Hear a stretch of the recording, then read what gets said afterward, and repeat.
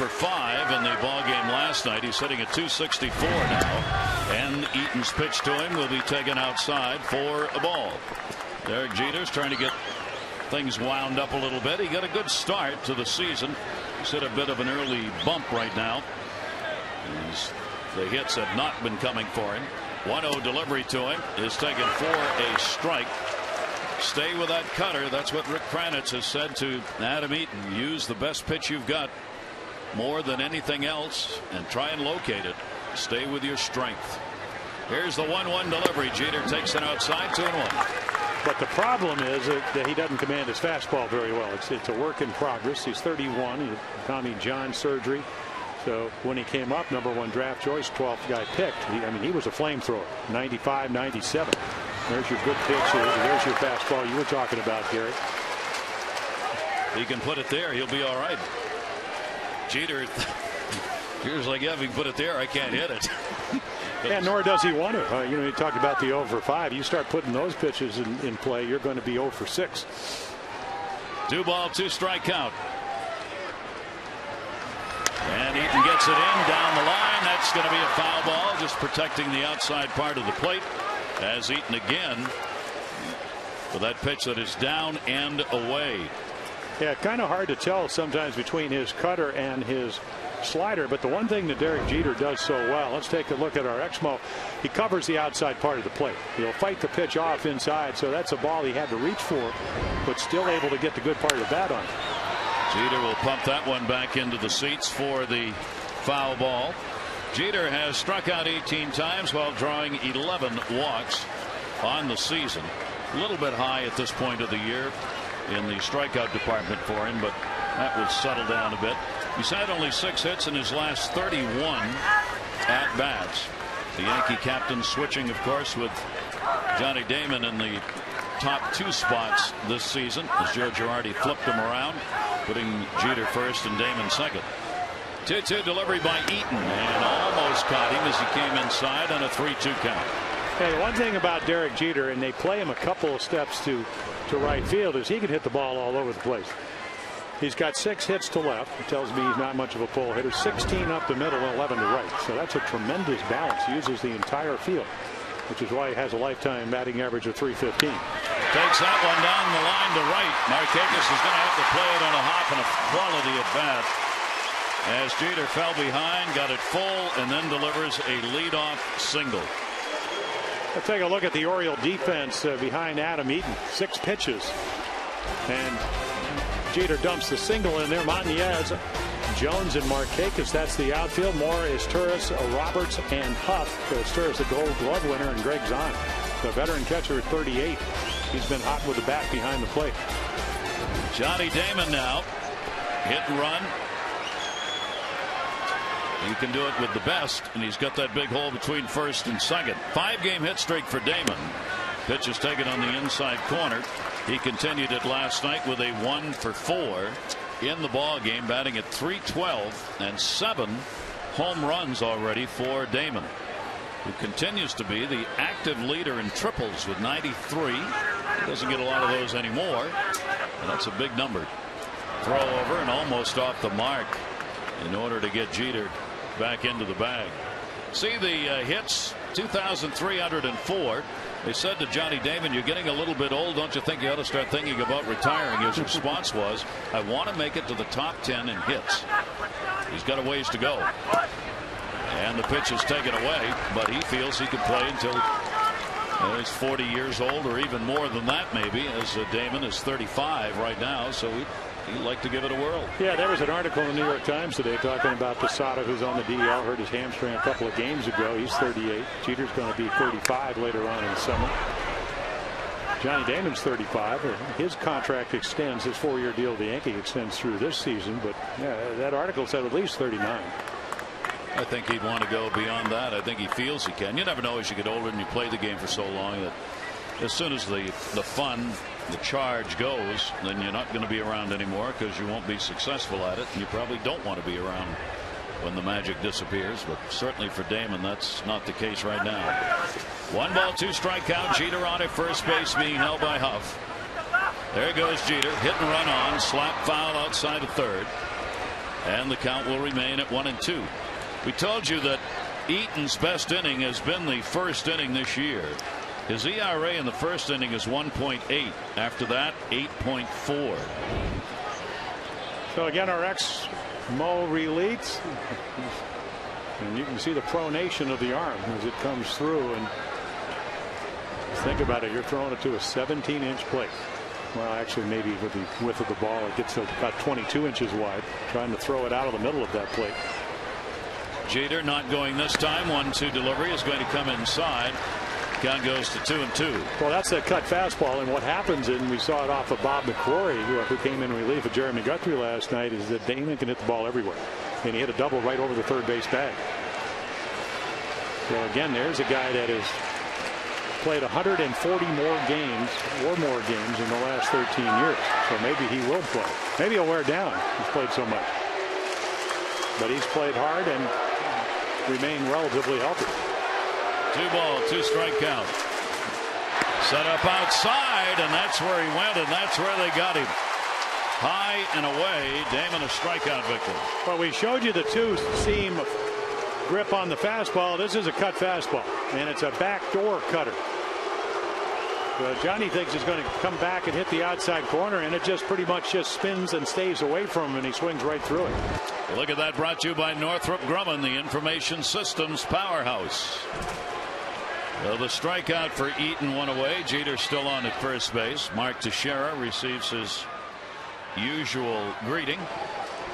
Teixeira had another tough ball game last night with a couple of strikeouts in the game. Average is dipped down now to 192. And he will take the pitch on the outside corner for a strike. Teixeira's had just 5 hits in his last 20 at-bats. The 5 home runs and 15 RBIs are really amazing with that average. 3 Ks in the game last night. He did, however, get on with a walk, which is something that has been, to this point, the most successful part of his season. But he's always done that, and you buy a Gold Glove, you buy a high on-base percentage, you buy a guy that averages 30 home runs, 100 RBIs. They paid a lot for it. I remember when Reggie Jackson came to the Orioles, he said, Diamond, when the smoke clears, I'll have my 30 dingers, you'll have your 20 wins. And I go, oh, really? When the smoke clears? Well, when the smoke clears, they hope that Teixeira will do what he usually does. Well, he's certainly not going to be a 192 hitter. And he's doing most of the damage. He's only hit 149 from this side of the plate, but 4 of the 5 home runs. Takes the pitch inside, a 2-ball, 1-strike count. And both teams are doing what you would expect in this game. Eaton's throwing a lot of pitches, trying to locate, trying to work the corners. The Yankees take a lot of pitches. 2-1 delivery and a towering pop-up. Moore is coming. Zahn is there, and Zahn makes the play. Well, a much easier play for the third baseman, but Zahn called him off. They get the out, 2 down. Here comes A-Rod.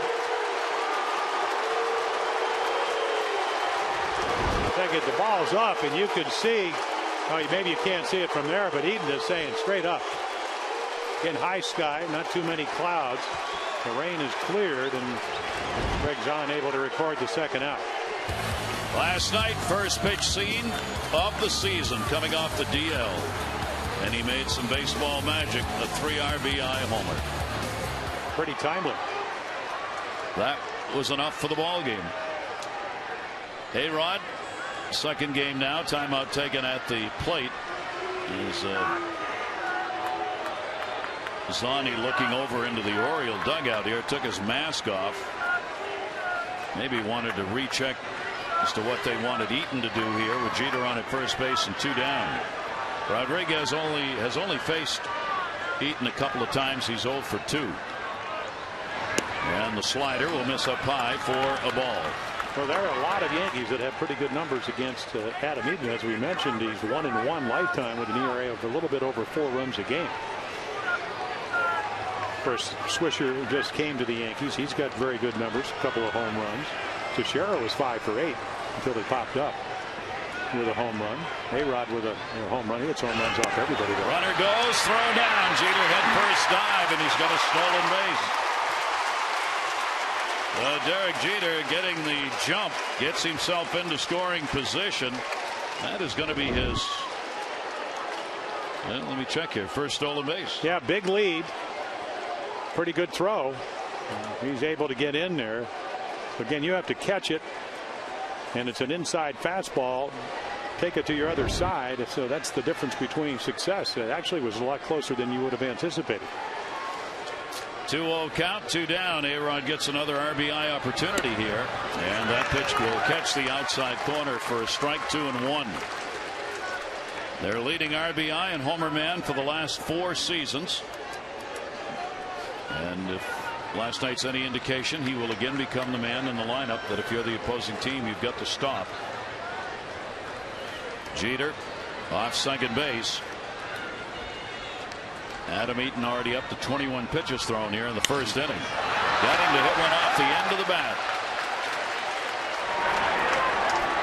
It'll be handled by Asturias. No runs, 1 hit, no errors, and 1 left on base. Orioles lineup coming up.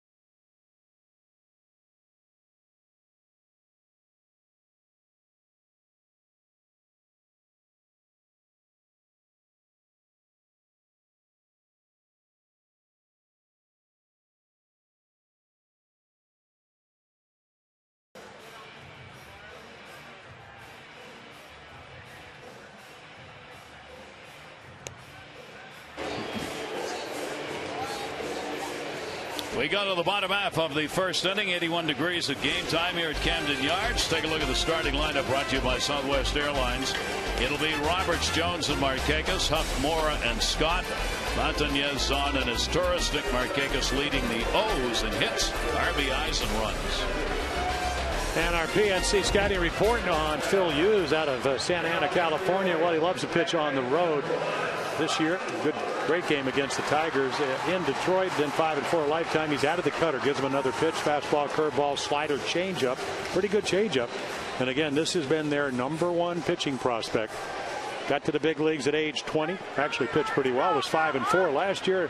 Ian Kennedy and Phil Hughes. They got 17 starts. They were 0-8 between them.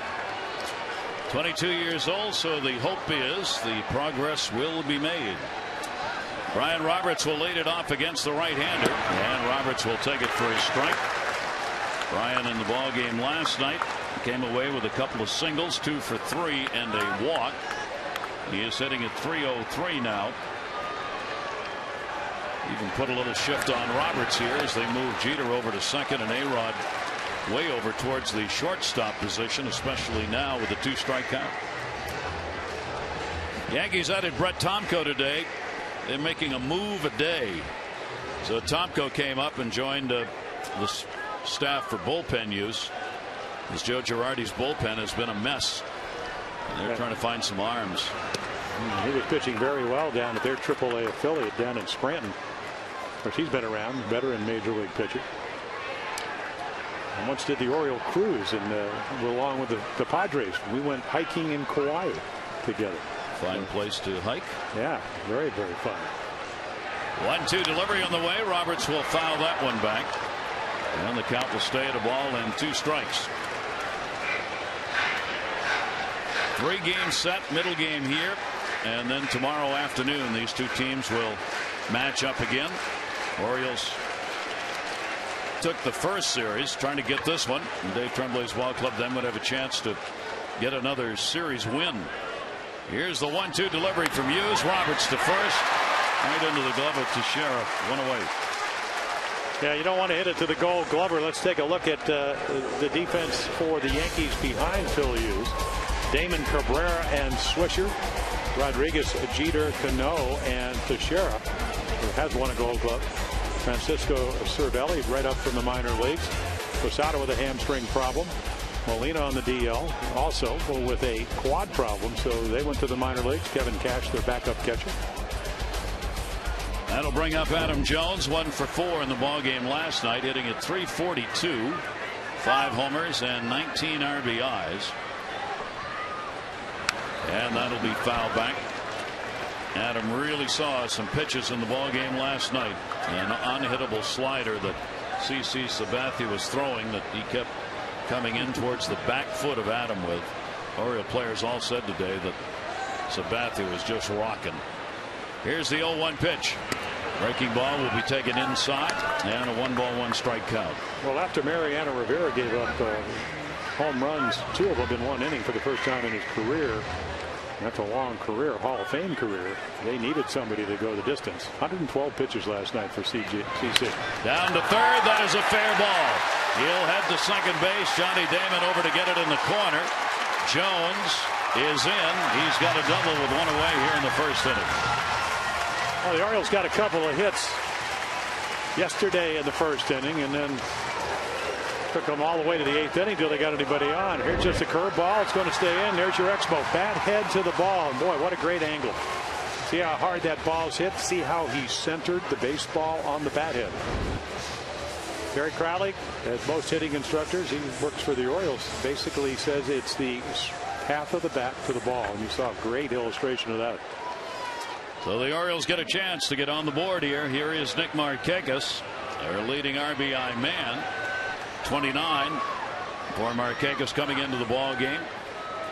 Hughes gets the strike on the outside corner. Nick is 9th in average, 4th in runs batted in, tied for 1st in runs in the league. Certainly worthy of consideration on the All-Star ballot are Nick Markakis, Adam Jones. That's where they rank among the outfielders in the American League, because when you vote on the All-Star ballot, all the outfielders are put together in one group. So they are up there among the leaders in the offensive categories. Here's the 0-1 delivery. Markakis will take it away, and a 1-1 strike count.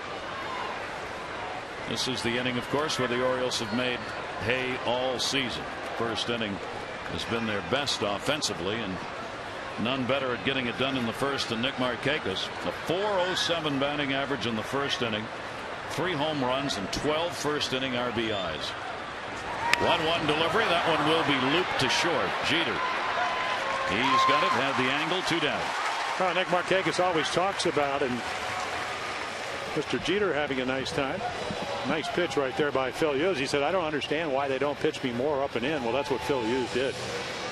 And again, he's throwing 93 to 94. Perfect pitch.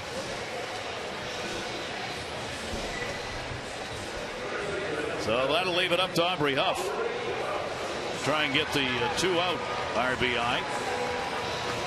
Aubrey hitting at .267 to start this ball game. Jones loosening up to make a charge here as he'll be off and running on contact. Aubrey's got 25 RBIs himself, and the pitch is taken away. What's that, 9th in the league, I believe, somewhere in that range. But what the Orioles have done so well as a team, and with a couple of exceptions, is just hit with runners in scoring position. They get the job done. They're hitting 51 points higher than the Yankees coming into this game. Orioles .295 with runners in scoring position, second best in the American League. 1-0 count on Huff, and a floater that almost got away from Hughes. Cervelli goes up to get it, and it is a 2-0 count. Well, the Yankees could not say enough about that 23-year-old catcher. He had made only one other start, appeared in only one other game this year, 3 games last year with the Yankees. He was just, according to CC Sabathia, in the game. Sabathia said, I was in the windup taking a sign. That's how comfortable I was with him. That's going to get away. Runner's got to stay, though. Jones did not get the initial jump off second base. Yeah, I think this is a little bit of a pitch around. I'm not saying it's the wisest thing to do. We saw what happens when the Yankees score 3 runs. But again, Aubrey Huff with 80 stolen extra base hits last year. That led once again. I mean, Bill U's a big guy at 6'5", over 240 pounds. And of course, the key is to get over your front side, which he does, even though the ball goes high. So with more on deck, this might be a pitch around, but that could get you in trouble. And he walked it. Primary reason for that is that the left-handers are hitting .357 off Hughes and the right-handers .167. But Gary, you've been around the game long enough to know that a lot of times, last night the Yankees got they really got the bonus prize, a 3-run home run, but all you have to do is dump a single down the right field line. We see, Jeter's already done it in this game, and then all of a sudden Luke Scott comes into play, and maybe you got yourself a big inning going. Well, Melvin Mora, who last year was the best of the Orioles with runners in scoring position, will get a shot at it right here. Jones on at second base, who had a double. Huff is on at first with a walk. With 2 down, they both take off on contact, and the Orioles try to get on the board in the bottom of the first inning. And Mora inside outs that one to right field, not deep. Second base. Cano's got the angle, and that will do it. No runs, 1 hit, no errors, and 2 are left on base after 1 no score.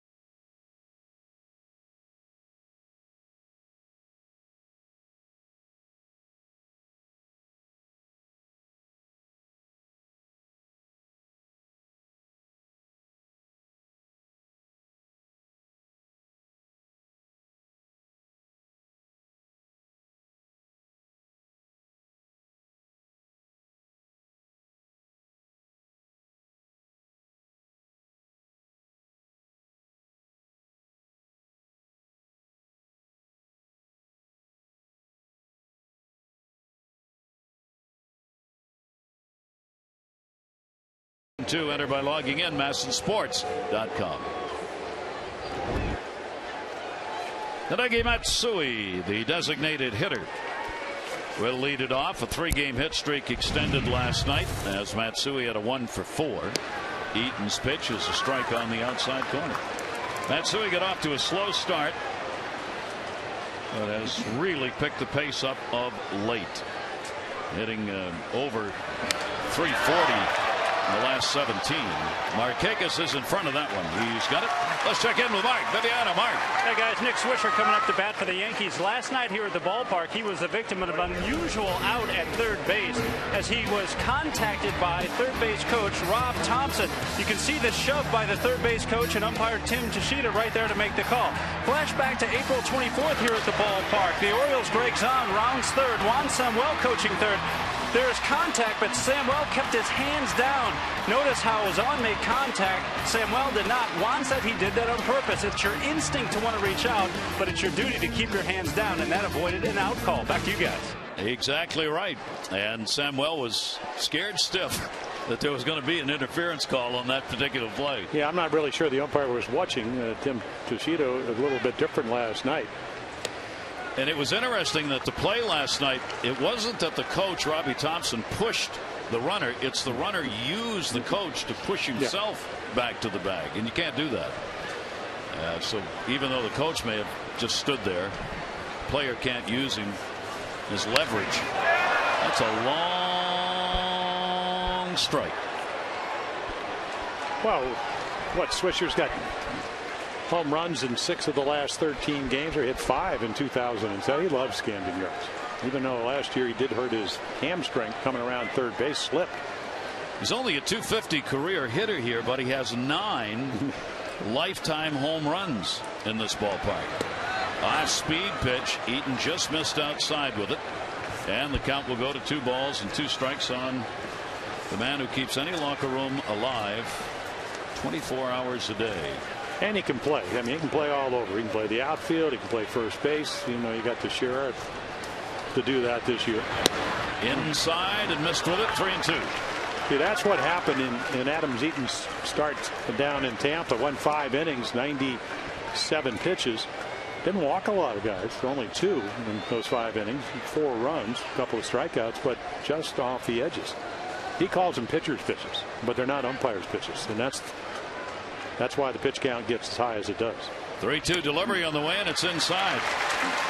So a walk with 1 away. First one surrendered by Eaton. Those really hurt the Orioles last night, as there weren't a whole lot of them, but all of them scored. 3 walks, 2 by Guthrie, 1 by McQuarrie, and all of them came across, all 3. So the Orioles now in the walks surrendered department continue in the top 5 of the percentage of those that scored. 93 walks, 31 of them have crossed the plate. A dead even 1 out of 3. On at first base, 1 away, and Robinson Cano. He had a good ball game last night as he ended up going 2 for 4. And he'll take the pitch outside for a ball. Okay, the difference is you hit the outside corner, you're ahead. You missed by 2 inches, and he did it all ball game down in Tampa. It just keeps mounting. Of course, Cano can turn on balls. He's looking to hit a ball right into this slot right here and use the advantage of the first baseman holding a runner on. 1-0 delivery to him, and Cano fouls it off. He's sitting at .325 on the season. A much better road number so far. .388 on the road for Cano compared to only .250 at home. And that road batting average is good enough to be 4th best in the American League in a player's home ballpark. Away, rather. Though Eaton's got to battle a guy who doesn't mind getting away from the new Yankee Stadium. Here's the 1-1 delivery to him. Ground ball, Taylor made. As Torres 1, relay 2. No runs, no hits, no errors, and nobody left on base. Luke Scott, designated hitter, will be leading it off when we come back.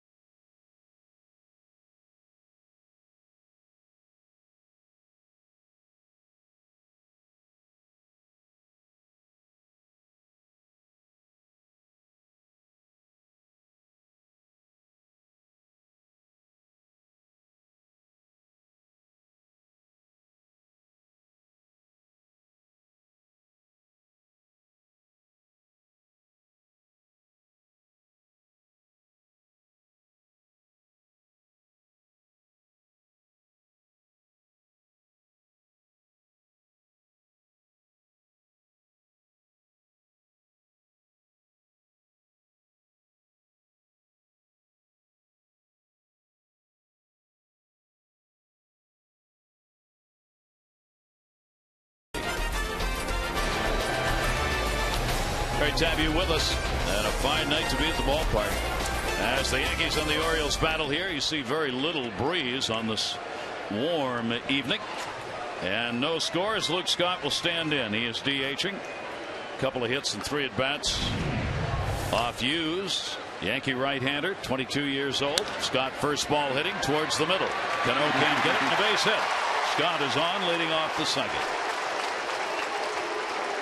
Well, they came in 290 against right-handed pitching, 250 against lefties, which is about 35 points higher than last year. Already 2 home runs against lefties, 3 against right-handers. So right here, good sinker, bad result. He chases a ball that's down. Normally when you throw a 2-seamer, you're pretty happy when a power hitter puts the ball in play like that. But Luke's even happier because he finds it's home out in center field. The Orioles only had 4 hits last night against CC Sabathia. That matched a low that they'd also had against Tampa Bay on the 5th. They're trying to pump that up. 2 hits so far in the ball game. Philip Hughes. Montañez starting in left field. He'll rifle that one foul down the line. Lou started in left field last night. Had an 0 for 3 in the ball game. Just starting to get at bats now with 30. 5 for 30, couple of walks, 3 RBIs. And you can see that 1 for 7 in the homestand, but that one won the game the other night against the Twins. Hey, Orioles really, 25 hits in the last 4 games. Of course, there was a rain delay in there, so good pitching will stop good hitting. And we saw that with Garza. That's the game down in Tampa Bay. He started that game and went in and pitched into the 9th inning. Some pretty good pitching last night. There were 4 shutouts last night pitched in the majors. That's the first time that's happened since 1973 that there have been 4 shutouts in the same day. Verlander got one with Detroit. Matt Harrison got one with Texas. Those were the complete game winners along with Sabathia. Montañez, the 0-2 delivery. That one again is going to be fouled back. It stays at 2 strikes. Well, Matt Harrison has turned his season around ever since the Orioles let him off the hook early. When the Rangers came into town, they lead the American League West at the moment. Who would have thought that at any point? And they're pitching. I mean, Nolan Ryan trying to get his guys to be better conditioned, and of course not only the shutout but obviously a complete game for a young left-hander who has great stuff. They lead the Angels by a game and a half in Seattle as well. Taken outside, good play. Cervelli going out to get it and hung on to it. There you see a final in the afternoon game. Tampa Bay rocked Boston 14-5 as Evan Longoria picked up his 11th home run in that ball game. So those teams have split the first 2 games of that set. Longoria, believe it or not, does not lead the league in home runs. Carlos Pena, his teammate, does with 13. I was watching a little of the game last night because we wish Jerry Remy well, who's not their analyst for the Red Sox. Dennis Eckersley taking his place. So Eck doing usually the like Rick Dempsey, pre-game, post-game, but Don Orsillo's got Dennis to start talking about uniforms, and Brad Penny, who's a big guy, about 260, 270, has his real high socks. Eck said he makes his body look even bigger. He looks like a tuna out there. I'll tell you, if I talked to Dennis today, I said, we'll never know. That's going to be a base hit. Scott will stop at second base. You talk about a ball with English on it. Montañez got that one in there, and the Orioles have the first 2 on here in the 2nd inning. Hey, it's Mother's Day tomorrow. Don't all run out now down to the corner drugstore. Hang on a minute. Mother's Day can be celebrated right here. 1:35 Orioles Yankees. The first 10,000 women 18 and over are going to get an Orioles picture frame presented by AT&T. So Cub, create some memories. You, Mom, and the Orioles. 888-848-BIRD, Orioles.com. That's all those husbands who said tomorrow and headed for the door. You got it. So have you ever called a pitcher no, a big tuna? No, it looks like a big tuna. Greg's on, playing for a bunt. Didn't show bunt there. Well, Orsillo was having a great time because he couldn't keep it together. Eck was saying you got to look good. In other words, you have to have a tapered uniform and whatever. And with Brad Penny, for 1 for the 4th time out of 6 decision, he doesn't care. Leno delivery on the ways on, swinging away, and that goes by Teixeira. Luke Scott will score. Swisher up. Throw coming into the plate to nobody, and nobody saw it. Another run will score. Scott and Montañez both. Oh, I take that back. Scott had stopped. Well, he Scott has. scores, and the lone run in and a 1-0 lead.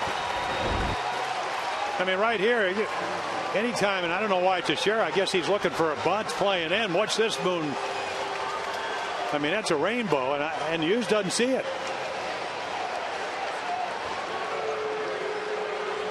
I thought Luke Scott had already come all the way around, but he stopped. I thought it was the second run, too, and right here, I mean, it's lucky he scored. And he's lucky there wasn't a play at third because Montañez was right on his tail. Montañez was already down there at third base. I mean, Hughes was back there. He just wasn't watching. So it is a 1-0 lead. Runners at second and third. Oh, still nobody out. I believe we'll credit Zahn with, well, I don't know. I mean, the runner had stopped. I don't know if they'll give him an RBI, if that's going to be in the air or on the throw by Swisher. Because if that ball is caught anywhere near the plate, the runner's not coming. Is Torres up, fouls that one back into the screen, and a 2-strike count. Is Torres coming into the ball game with a 4-game hit streak. He has added just what Dave Tremblay had been talking about at the bottom of the order, and that's some offensive production. 4 for 11 during the streak, a double and 2 RBIs. Yeah, didn't play the whole preseason because of the World Baseball Classic, but it started slowly and coming on. Of course, they got him for his ability to steal bases. And his deep. And that one hits him. Not even close by Hughes. Well, you are getting a pretty good idea why it's difficult for young players. Dave Island's going to come out, the pitching coach, to be able to maintain their composures. I mean, 3 base hits, none of them hit hard. He gets ahead of his Torres. He's looking for a strikeout, and then they try to come in, and not too many young pitchers, and you can see right off the backside, can command their fastballs on the inside part of the plate. You just don't do it often enough. Hit him right in the old wallet. If he'd had it in his pocket. So they are going to call that run scoring on the error. There is no RBI credited to Zahn. Error on the throw by Swisher. The bases are now loaded for Brian Roberts, and nobody out. Infield will stay back. Trying to get a double play here. They'll give up the run. Roberts will take the pitch on the inside corner for a strike. I too, as Jim said, surprised on that hit by Zahn that the infield was in at first and third looking for a bunt. Yeah, and that's the only reason Teixeira would be playing even with the bag, and that's why he doesn't catch that ball. So the defensive positioning made a big difference. Brian Roberts will foul it away. And I am sure that Dave Island came out and said something positive, and basically, as you look at the bases loaded with birds, he must have come out and said, hey, listen, I haven't hit a ball hard. Now, maybe you should have backed up and actually watched the throw from Swisher. That could have helped. But again, it's not about stuff. It's just about the Orioles taking advantage of some misplays by the Yankees and well-placed baseball. Roberts 1 for 1 with the bases loaded this year. A single. Takes that one to right field. Swisher will back up. Tagging up is Montañez. He'll come to the plate. Throw coming into second base. That'll be an RBI sac fly for Roberts. The Orioles get a 2-0 lead, and Zahn moves over to third base. Really productive out. Sacrifice fly. You move the runner over. Stay out of the double play. Not that Brian hits into him very often. And there's your curveball. Boy, you can see from the Exmo, you can see him getting on top of the curveball, but it stays up enough for Brian, who's trying to get the ball in the air, to lift it to right. So the Orioles still with a chance at a very big inning here. Runners at first and third, only one away. Adam Jones doubled his first time up. Orioles now with 2 runs on 4 hits, so the Orioles already have equaled the number of hits they had in 9 innings last night. They've done it in an inning and a third here tonight. Jones will foul it straight back into the screen. Well, there's your 3-run home run swing. Cutter, slider, whatever. It's hard to tell the difference, but it hung in the middle of the plate, and boy, did he attack it. He wanted that one. Oh, yeah. 318 with runners in scoring position for Jones, so he's accumulated 19. And we've seen from Adam Jones this year that he can drive the ball to right center and hit it as well as a left-handed pull hitter. Tremendous power the other way. Runners off first and third, and they look over and look back. I'm proud to say in almost 4,000 innings I never tried that. Even though it does work. I'm gonna get you a medal for that one. I'm serious. But it does work every once in a while. 0-1 count. The trouble is, I've actually seen it work once. Have you ever seen it work? I saw it work with Alan Wiggins, who had come over from San Diego. Because of that, it will continue. Well, Steve Busby, I believe Steve Busby pitched for Kansas City, and he was a terrific pitcher. He started it. And basically what it is, you're not trying to pick the guy off the third. You're just hoping that when you fake the third, that the runner at first will take an extra step or two, and you just wheel over there and maybe get out of a big jam. Yep. 0-2 delivery. Jones, speaking of jam, will foul it away. It'll stay at 0-2. Orioles with 2 runs in, 1 error charged. The big one to Swisher on the throw from right that allowed the first run to score. Zahn credited with a single, took second on the error, so the hits singles by Scott, Montañez, and Zahn. The sac fly, though, is the only RBI credited so far in the inning. 0-2 count. And the back standing is Torres. He might actually have been moving. It looked like he started. Well, that's a luxury. I don't know he's going to be running 0-2, but he does put a lot of pressure. I mean, Cervelli was 7 out of 14 down at AAA Scranton. He is their best defensive catcher. Who's prospect now, no longer a prospect, not even a suspect now that he's in the big league. There he goes, and it gets away, and another run will score, and all the way over to third base goes his Torres. And the Yankees coming unglued as the ball bounces away to Jeter. And a 3-0 lead.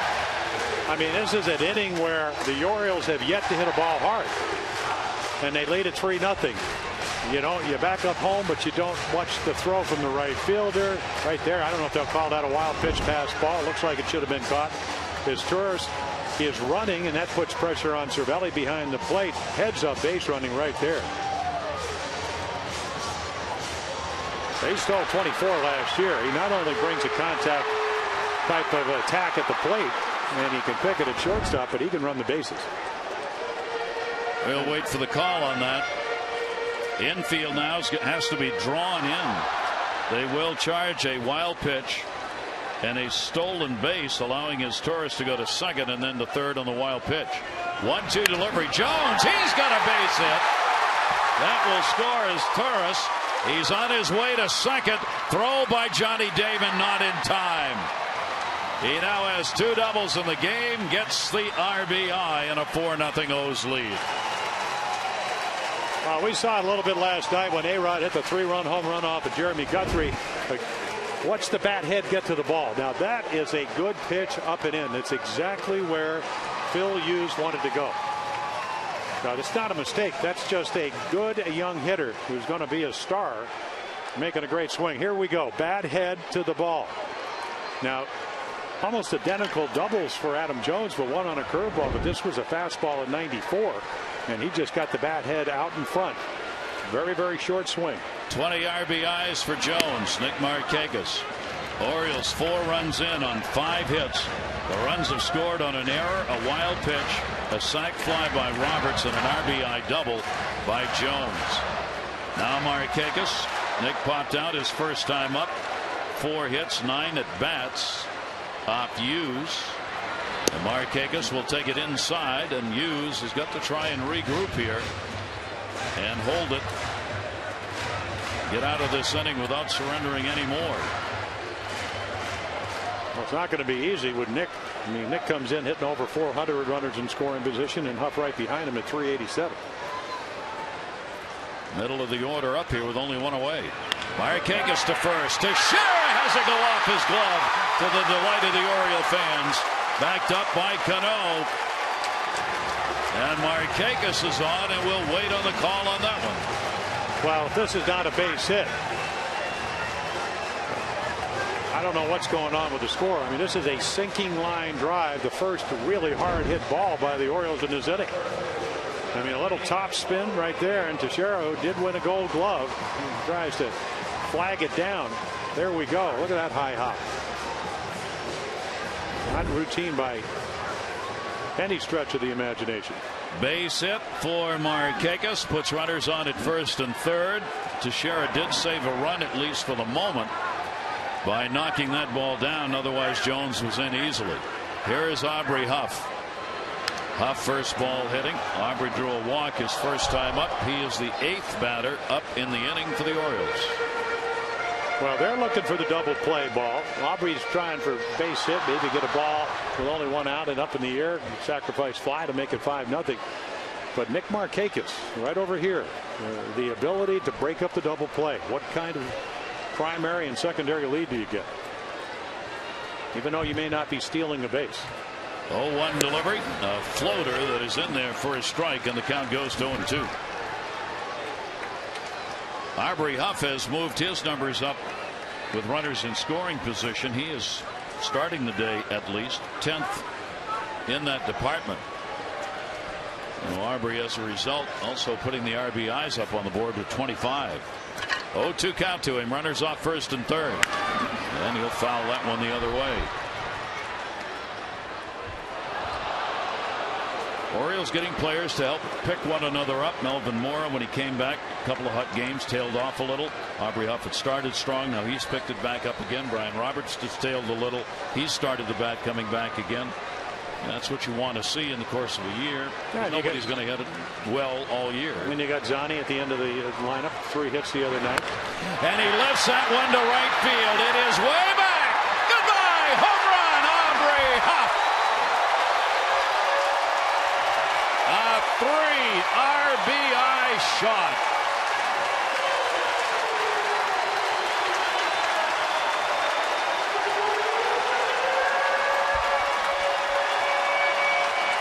So finally, the Orioles tattoo one.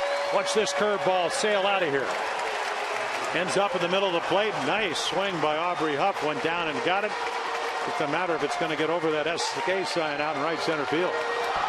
And it does. That will clean the bases. Aubrey Huff blasting it. Now has 28 RBIs and 5 homers. Melvin Mora takes the pitch up high for a ball. And the Orioles have put up 7 runs on 7 hits. All 7 runs in this inning. Oh, the magical haircut. And it started with little balls falling in and not going anywhere. It has come to some real shots. And the Yankee bullpen, which the Orioles want to get to as quickly as possible, is heating up. Hughes has surrendered only a couple of home runs in the previous 2 starts. Breaking ball that didn't comes inside to Mora. The Orioles have now batted around, and there's still only 1 down. Well, you go back, Gary, and what you talked about, a couple of well-placed ground balls, and then all of a sudden the 22-year-old starter, that's what Philip Hughes is, has a little bit more confidence. But it's got to be shaken now, even though they've only hit a couple balls hard. 7 runs. Melvin Mora had a reach for that. Shallow left field. Damon.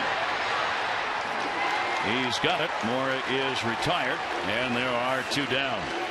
Orioles have equaled their season high in runs in an inning with the 7 put up here in the second. Then they will start back around again as Luke Scott, the designated hitter, kicked this inning off with a single. And it all started on him swinging at the first pitch and hitting a ground ball up the middle. It looked like a pretty good sinker, maybe a little bit in the middle of the plate. He just chased it, hit it into center field, and the Orioles were off and running.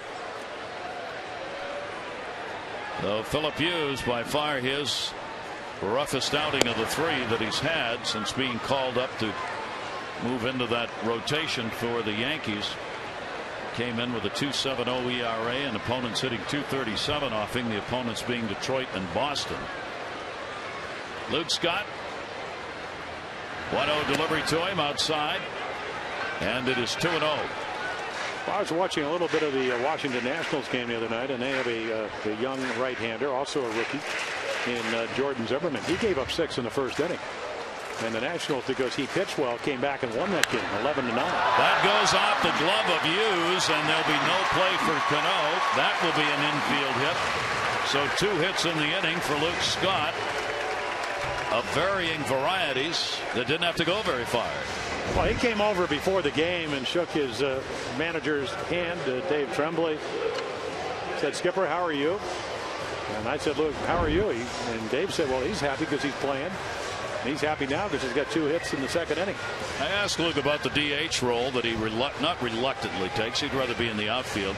And I asked him if he had a system down now for the daily routine when he DHs. He said, "I do."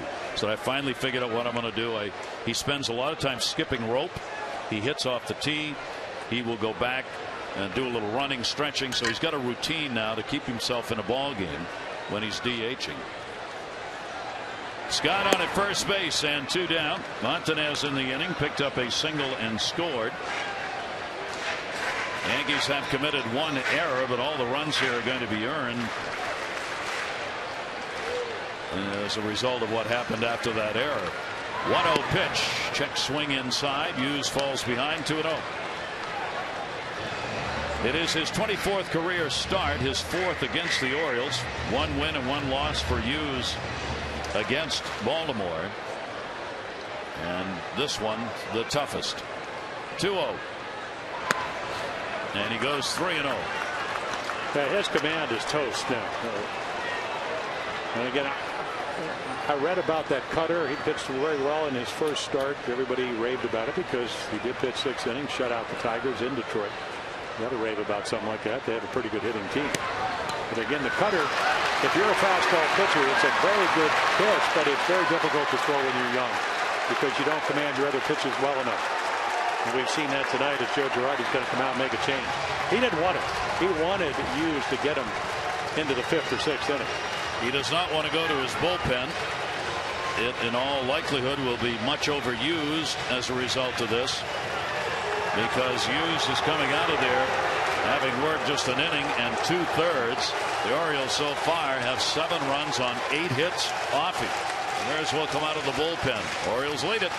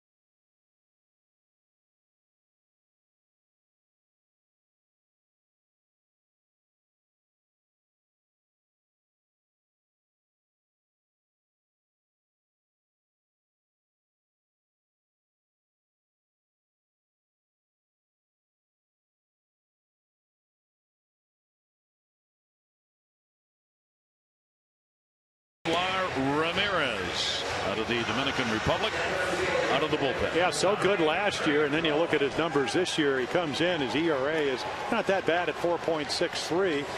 But again, when you start looking, most of the times he comes in with runners on base. But 11 1/3 innings, 15 hits. Actually make it 13 hits with 11 walks. But he is a strikeout guy. So again, too many walks, and when you do that, they usually end up coming around. And Phil Hughes, tough night. Didn't get hit hard, and then all of a sudden did. Ramirez, the 28-year-old, trying to get this inning concluded. 2 on, 2 down, and 7 runs in. Greg Zahn will take a breaking ball for a strike. Zahn delivered a single and scored a run in this inning. And the Orioles pounding away on Hughes. Will not try and do the same on Ramirez. Scott's at second. Montanez on at first base. 0-1 pitch. Another slider that will miss down low. 1 ball and 1 strike. Well, Edouard has one of the better changeups. At least he did last year in the American League. And there's Lou Montanez. But you go back to defending Greg Zahn against the bunt when he came up with runners at first and second and nobody out. You play in at first base, and he was able to hit it by Teixeira. That one hit hard towards the scoreboard. That's going to take a hop off the wall. Played nicely by Swisher. 1 run will score. It'll be a single and an RBI for Zahn, and an 8-0 Orioles lead. The Red Sox scored 12 runs without making an out against Cleveland up in Fenway Park. Now the Orioles have made some outs, but they're only 4 runs away from putting 12 on the board here in the second. There is Zahn. He said, I got lucky a couple of nights ago. A couple infield hits, not hit hard. That one is smoked off the wall. Only a single, though, a long one. That'll be RBI number 3 for Zahn. He's got 2 hits in the inning. Scott, Montanez, and Zahn all have gotten on base twice here in this second inning. As Turris was hit by a pitch, ended up with a stolen base before he came around to score. First and third now with 2 down. Ramirez, Derek Jeter, force out at second base, and will get it there in time. But the Orioles put up 8. They knock Philip Hughes out of the box. The big blow, Aubrey Huff, his 5th home run, 3 RBIs. Orioles 8, Yankees nothing.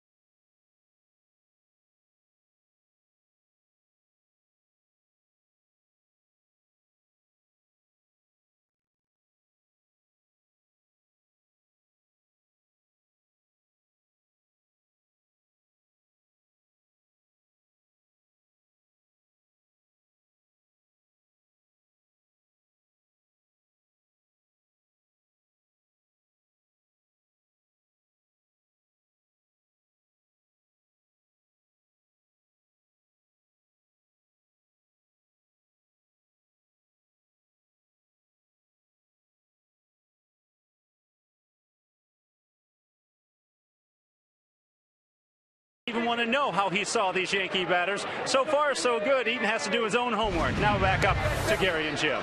Boy, that homework can be lightened load-wise. When you got an 8-0 lead, you can maybe throw a few more strikes. Cabrera will lead it off here. A long sit-down for Adam Eaton, waiting for the Orioles in that 8-run, 8-hit second inning.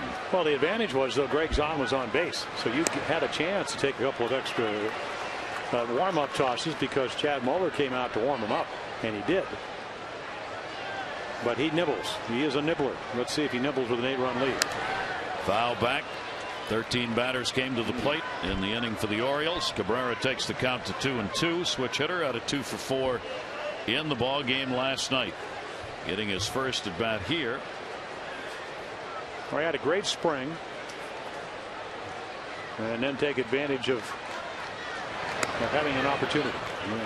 The Xavier Nady He's on the DL with the elbow problem on his throwing arm. He hopefully will be back in what, a month to 5 weeks. 3-2 delivery on the way to Cabrera, and he will fight that one off, and it will stay at 3-2. The Yankees have given up more runs in an inning this year than 8. In fact, a lot more. Cleveland got 13 runs off them in an inning in a game in April. That is the high and may stay that way for the year. 14 runs popped up, and Melvin Mora over and makes the catch. That one stayed right in front of the railing by the Yankee dugout.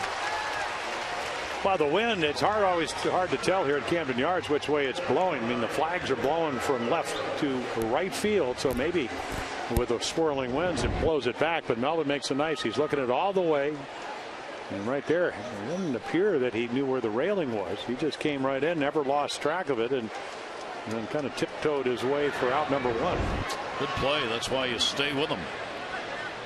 1 down. Cervelli, the catcher, up. He will take it for a strike.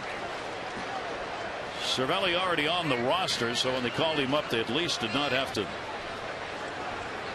expand the roster. Melvin Mora! Oh, mercy. Cervelli's retired, and a tip of the cap to third. Yeah, Melvin not hitting the way he wants, but kind of leaves the bat in the dugout and then throws the leather. What a nice play. Going to be a double to his right, our left, and I'll tell you what a play. 2 in a row. Nice ones. Wow. Melvin Mora inning here in the third. We would always sit in the dugout and go, nice pitch, Adam. The line drive that somebody snares. The Adam ball. Well, that wasn't really Adam, but got the job done. Good play.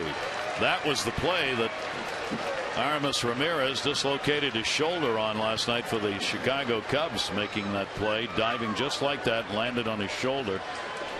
He's going to be lost to them for 4 to 6 weeks. I mention that because Ryan Friel, of course, was traded to the Cubs on the same day that happened. Friel is not playing third base in the game tonight. Chicago's on the road, but the Chicago newspaper saying today that Friel was likely to get a lot of playing time while Ramirez was out. So fortuitous for Friel. Not that's the way that he wants to get playing time, but that's what's happened. Jeter with 2 down, nobody on, and a 2-ball 1-strike count. Yeah, he was pretty honest about the difference of playing as a utility guy in the American League and the National League.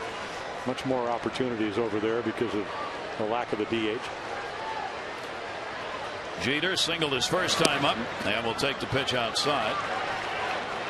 Dave Tremblay was saying today about Ryan Friel that it ended up just not being fair. He said it wasn't fair to Friel, who came over believing he was going to be the backup utility, and once Andino was picked up late in spring training, Friel lost that role.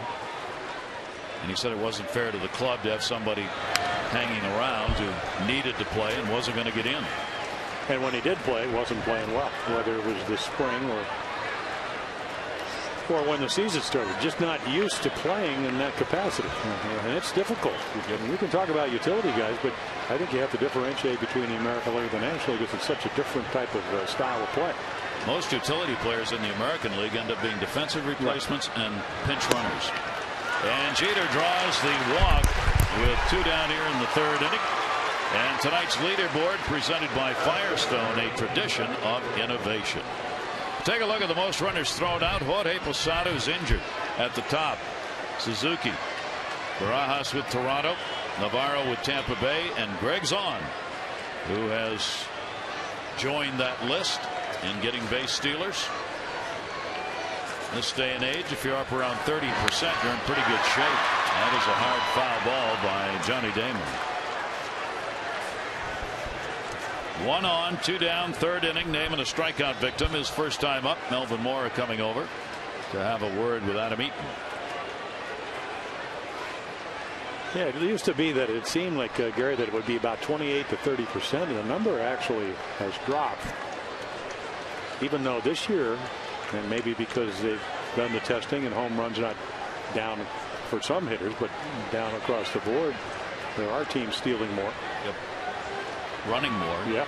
Oh, yes. And that I say that in the context of there are more attempts being made now than there were before. Now, everybody talks about the slide step. It's just very difficult. But again, he had timed the pitcher at his release point.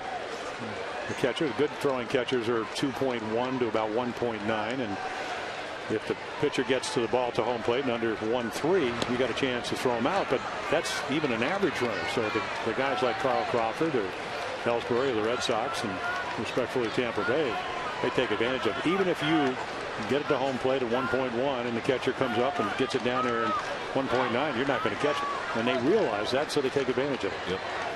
1 ball, 2 strike count. Johnny Damon waiting on it. That will miss. And the count will go to 2-2 on Damon. Jeter on at first base. Damon, the iron horse of baseball right now, at least 140 games in 13 major league seasons. He has been physically a very fit player. 2-2 delivery, shattered bat. The barrel went right by Eaton. The play is made by Roberts to get Damon. No runs, no hits, no errors, and 1 left on base. Eaton went down as that barrel went flying by. Orioles have an 8-0 lead.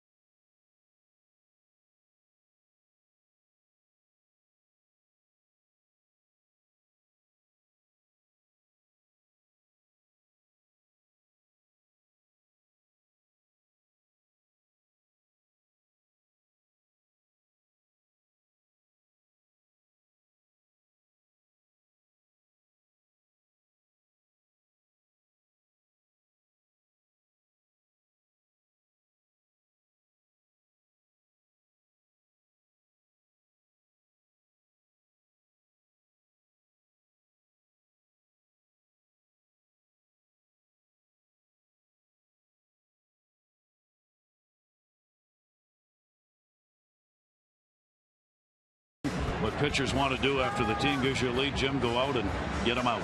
Well, he did, but he still walked somebody. I really don't think that Adams going to change his style. You know what? If it works for him, fine. It's worked in 1 of the 5 starts tonight. Tell you, huge cushion, and I guess that says what, 25 hits for the Orioles in the last 4 games.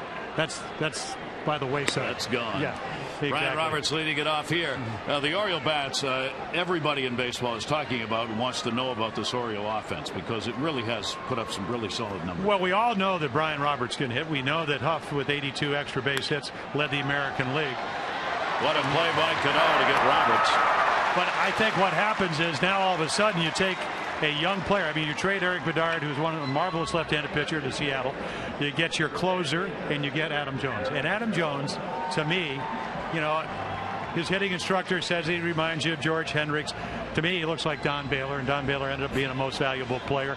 The one thing Adam can do, even though Baylor did steal over 50 bases, I don't know if Adam's ever going to do that, but he can play center field with the best of them. So they got a guy that's going to be in their starting lineup for the next 6 years, hopefully more.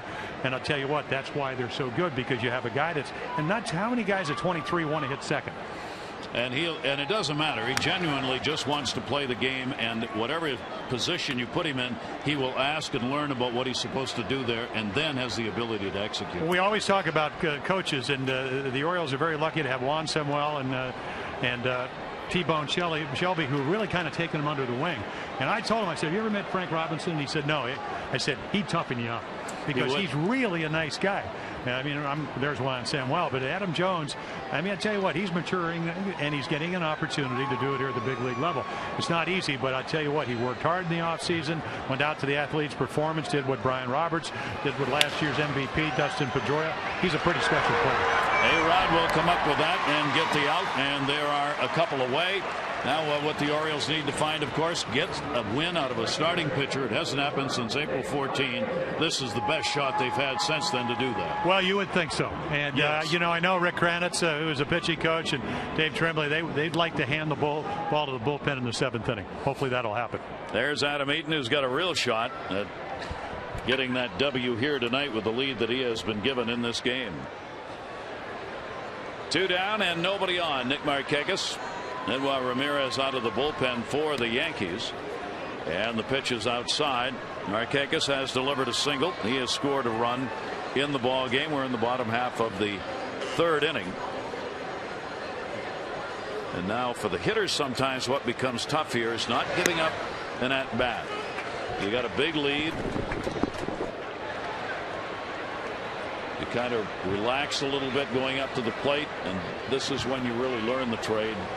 Markakis, Jones, Huff, these are when you take advantage of it.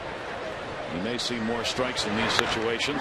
That one to right field. Did he get enough? It is way back, and goodbye, home run. He didn't give that one up. Nick Markakis, number 6. Well, we told you about Edouard Ramirez. Terrific changeup, but not against Nick Markakis. He leaves it up, and the rest is history. 9-0. So for Nick, home run number 6. And right there, it doesn't appear to be that bad a pitch. He just goes out and gets it. And again, you speed up the bat. That pitch, instead of his fastball in the upper 90s, in the middle 70s, and Orioles get their 9th run. Markakis putting it out with 2 down. Here's Aubrey Huff, who's delivered the other home run for the Orioles in the ball game, as he got a 3 RBI homer, his 5th of the year, that came in the 2nd inning. Ramirez with a 1-0 delivery. These two pitching staffs have surrendered more home runs than any other teams in the American League. For the Yankees now, they are up to 41 home runs allowed, while they are tied for the league lead in home runs hit with 42, tied with Texas. So they're matching each one hit with 1 surrender. Well, they came in 11th in starting pitching.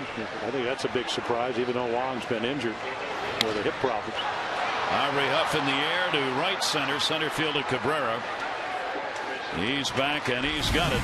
So Nick Markakis delivers his 2nd hit of the ball game. He's already 2 for 3. This time it was his 6th home run of the year.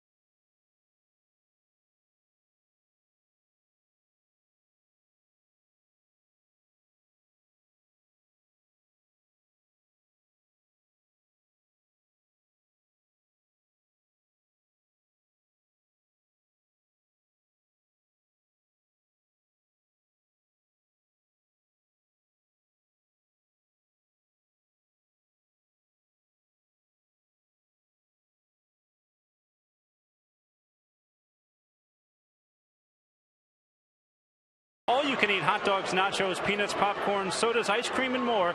And new to this season's menu, the garden salads, perfect for group outings, hungry families, a new twist on a day or night with friends at Oriole Park. For more details on the Left Field Club Picnic Perch, call 888-848-BIRD or visit Orioles.com. Now back to Gary and Jim. All right, Mark, thank you very much. And here is another Mark, Teixeira. Teixeira popped out his first time up. He's had an 0 for 4 so far in the series. Teixeira is a .261 lifetime hitter here at Camden Yards. He's had 4 home runs in this ballpark. Struggle continues with a .190 average now. 5 homers, 15 RBIs. The walks, 20 of them, have certainly helped his cause by getting at least an on-base percentage. And how do you go 3-0? Well, it's easy. Just move the glove over. He's trying to throw it for the corner. He's proved to me he can't do that on a consistent basis. This is his 6th start. You have to be a little more aggressive. You have to trust your stuff, and you don't do it when it's 3-0. I don't mean throw it down the middle of the plate. If you're trying to throw it for the corner, it's not going there. Throw it for the middle, it's not going to end up there either, because you're not making your pitches. And that is why, as long as he is a starting pitcher for the Orioles, pitch count's going to get him. You have to try to be more aggressive. And as a somewhat veteran guy at 31, even though Rick Granite's a pitching coach tells him that, it's up to him. So he's walked a leadoff batter with an 8-0 lead. Here's Rodriguez, who popped out his first time up. And A-Rod will foul that one off outside of first base, and there'll be no play. And in the old days, with a 9-man pitching staff, if you went out there and you walked the leadoff guy, Earl would be on the top step. He would be getting somebody ready in the bullpen. Because if you don't want to throw strikes, he said, I'll bring somebody else in to do it.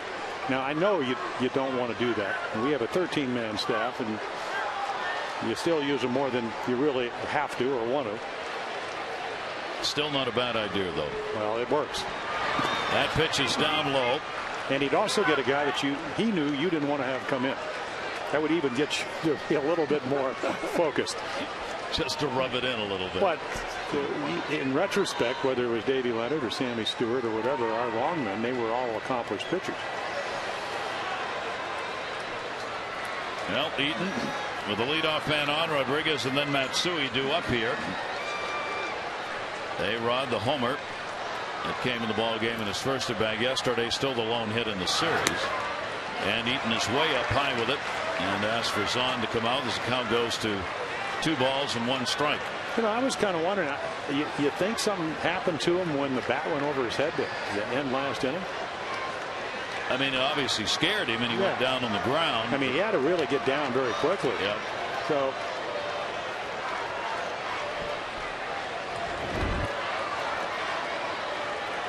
I mean, nothing real subtle, even though he did kind of kick out. He did fall on his shoulders or whatever, even though it didn't look that abrupt. 2 ball, 1 strike count. And A-Rod will take it inside. And Eaton falls behind on the count here. 3 balls and 1 strike. Orioles have won 2 and lost 3 in the 5 starts that he has made on the season. 69 wins, 66 losses in his career, with that 1-1 mark against the Yankees. Hasn't pitched against them since 2006. And incredibly, the first 2 batters are walked here in the 4th inning. Well, it's tough to change your spots when you're a nibbler. There's your slider, a little cutter. Turns it over. Another one. You could say him underneath everything. Trying to find his release point, which he can't. So there's your second walk. So runners on at first and second for the Yankees. That'll bring up Hideki Matsui. The score may be 9-0, but we are only in the 4th inning. And the Yankees are well aware of that. And they lead the league and tied for the league lead in homers. So it's not as though it takes them a long time to get back into the ball game. 9 runs, 10 hits, no errors for the O's. Matsui will take it for a strike. Yankees are 0-1-1. The only hit they've had, Jeter. The other base runners, 3 of them, have made it via the walk here. 4 now. The 2 in this inning. And the 0-1 delivery. Matsui. That's up high. 1-1.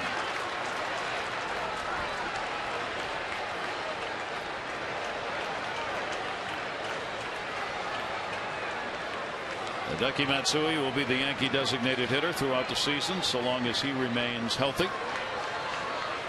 And right now it looks like he's in playing shape. And the outside. Yeah, and Jeff Nelson, the home plate umpire, is doing a nice job. He is actually making you throw the ball over the plate. Hitters love that. If you throw it on the corner, he calls it. If you're off the corner, it's a ball. Really the way it's supposed to be. There's a very, very fair strike zone for both hitter and pitcher. Matsui takes it inside, and the count goes to 3-1. And they're going to get somebody up only because he's just not cooperating in the game plan of trying to win the game. It's not that you're trying to be punitive, you're just trying to win. I mean, that's the one thing that I learned from Earl. You win today and you worry about tomorrow. So if you have to go to your bullpen early, you match up. You try to win today's game and you'll deal with tomorrow. 3 ball, 1 strike count. Hideki Matsui. Eaton is working himself into a situation where he'll be a pitcher with a 9-0 lead who might not stay in the ball game long enough to win it. And even if he does, and he does get the 5 innings in as he tries to work through the 4th here, pitch count's going to get him. He's maxing out. He's not going to throw more than 100, 105. You have to make your manager think you want to stay out there. 68th pitch right here. 3-2, and he's walked. The bases loaded. 3 consecutive walks to start the 4th inning. That'll bring Rick Karnitz out in a hurry.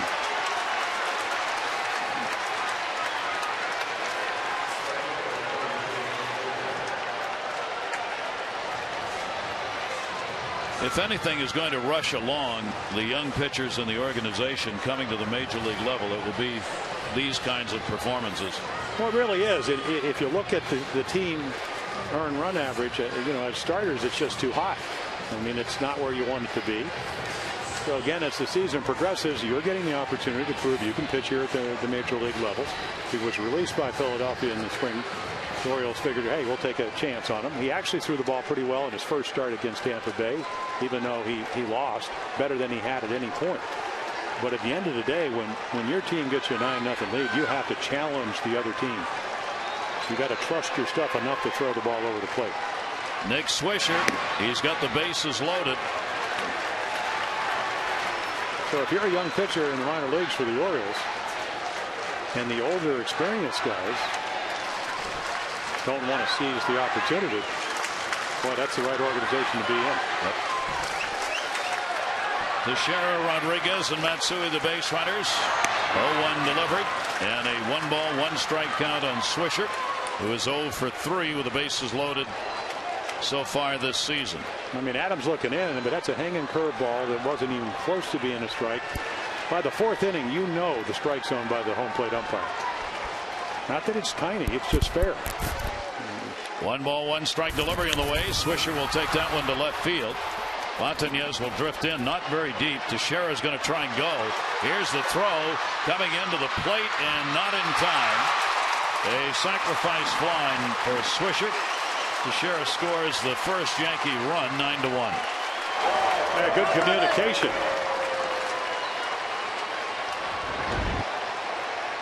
Right there saying, should I go? Yep. You see how to report, not a strong arm. Accurate. Not a lot on it. I don't think he thought he was going to run. Now 9-0, but it's a heads-up play by the Yankees because they get on the board. They only trail by 8. That'll be RBI number 7 for Swisher. Montañez just couldn't get enough on that to get it to the plate in time. Runners have to stay at first and second, Rodriguez and Matsui. Now Robinson Cano. Cano hit into a double play his first time up, 1 down.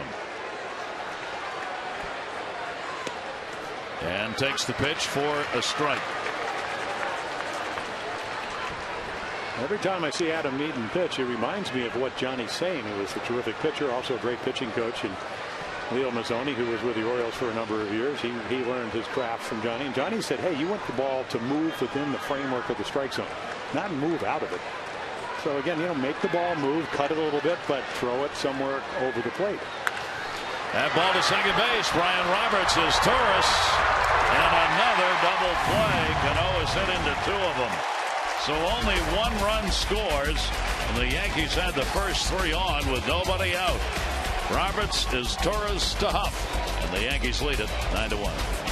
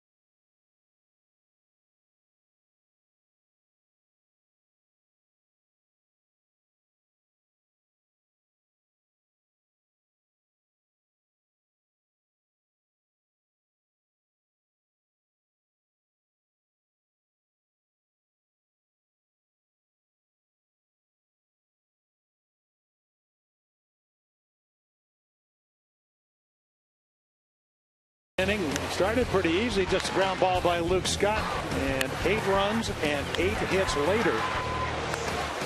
Missed plays. There you go. Phil Hughes will leave. Didn't get hit hard early, but eventually that would be the case. So the Orioles score 8 in the second, and then the Markakis home run to make it 9-1.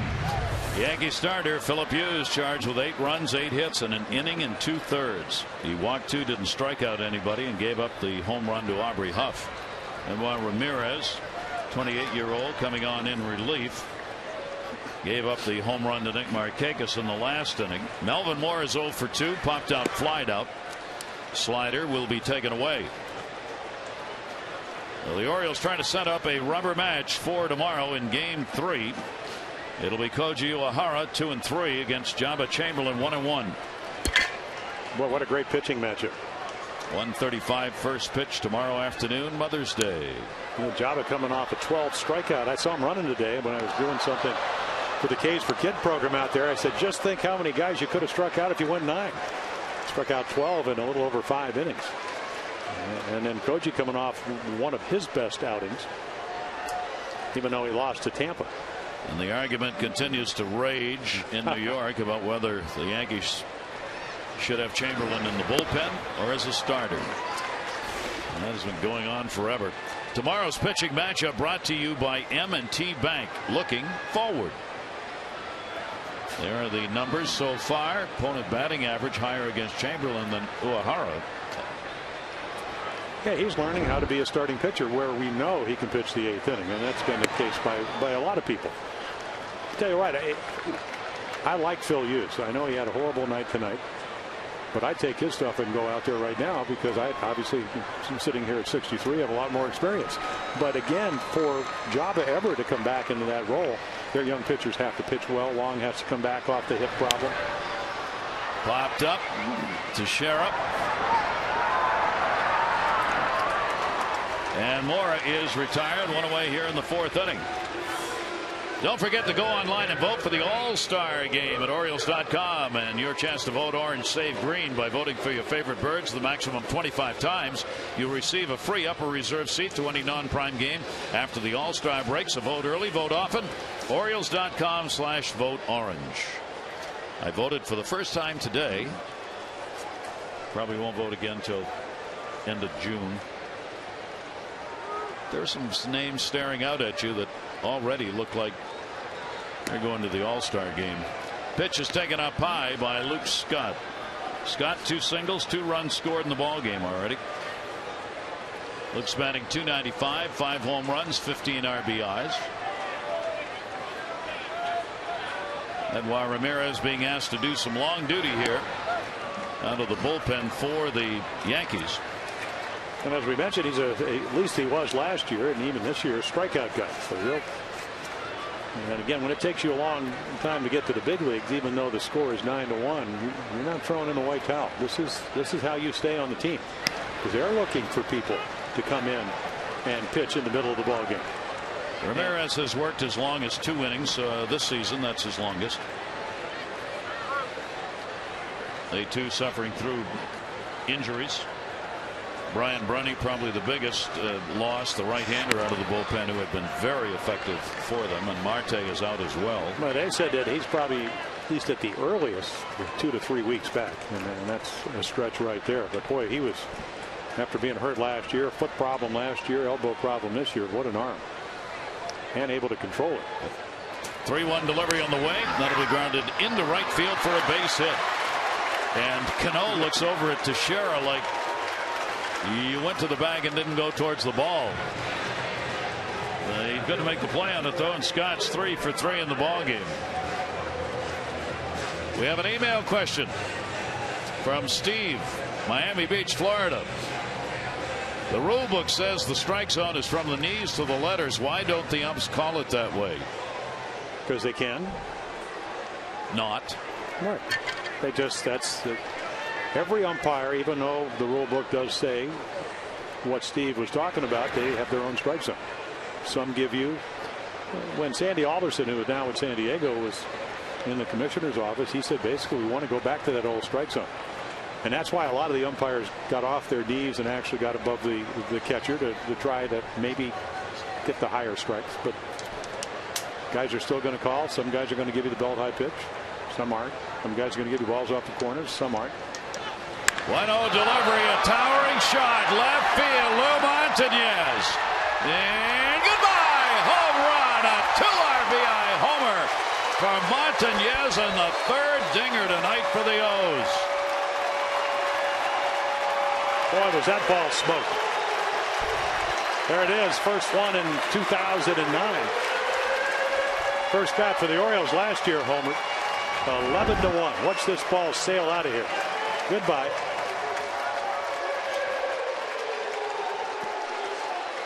Edouard Ramirez found out about young Lou Montañez in a bad way. Good way for Lou. Ramirez has now surrendered 5 home runs in 13 innings. The Yankees continue to cough him up at an alarming rate, as they have now equaled the output of homers they've hit. And Montañez, the force was with him. 11 runs on 12 hits for the Orioles, and they have the 11-1 lead in this ball game. Well, Edouard Ramirez found out what most major league pitchers find out. When you stay in the middle of the plate around the belt, whether it's a breaking ball or fastball, somebody's going to have a good swing. Doesn't mean you're always going to hit it. You don't see too many low and away fastballs going out of the ballpark. And that won't hurt the cause of getting more playing time in left field. Zahn backs off. He has 2 singles in the ball game. Well, I might pitch in a little bit too. It's a little late. I mean, the horse is out of the barn. Yankee team with all the home runs hit and surrendered. There have been 12 runs per game scored by the Yankees and their opponents this year, the most in the majors. And that number is not going to go down in this ball game. 2 ball, 2 strike count.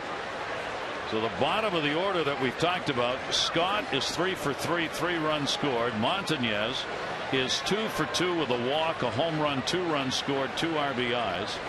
Greg Zahn at the plate, takes it down to first, played to the bag by Teixeira, so he's now 2 for 3 with a run scored and an RBI. And as Torres is coming up, has been hit by a pitch and scored, and is 0 for 1. Wow, that's a lot of work at the bottom 4 for the Orioles. Well, depth in your lineup. I mean, I still go back to the first year when the Red Sox broke that curse. Bill Miller led the American League in hitting, and what did he do? Hit 9th for the Red Sox that year. That's good balance up and down. Went away. Well, yes, he did. He had all kinds of knee problems. Yep. Toughed it out for a year or 2. They traded him to the Dodgers. What a way to go. I think he's a batting instructor with the Dodgers now. I think you're right. Yep. Here is his Torres. He is hit by a pitch, stolen a base, scored a run. 0 for 1. Hitting .250 though. So he's upped his average. And the pitch is outside from Ramirez. So the Orioles, with the 3 home runs they've hit in the ball game tonight, they have now upped their total to 33 home runs on the season. 1-1 delivery. That one towards the hole. Teixeira goes after this one, knocks it down. Ramirez covering, will get there in time. But the Orioles will add 2 more. 2 runs, 2 hits, the 2 RBIs to Lou Montañez, his first homer of the year. Yes!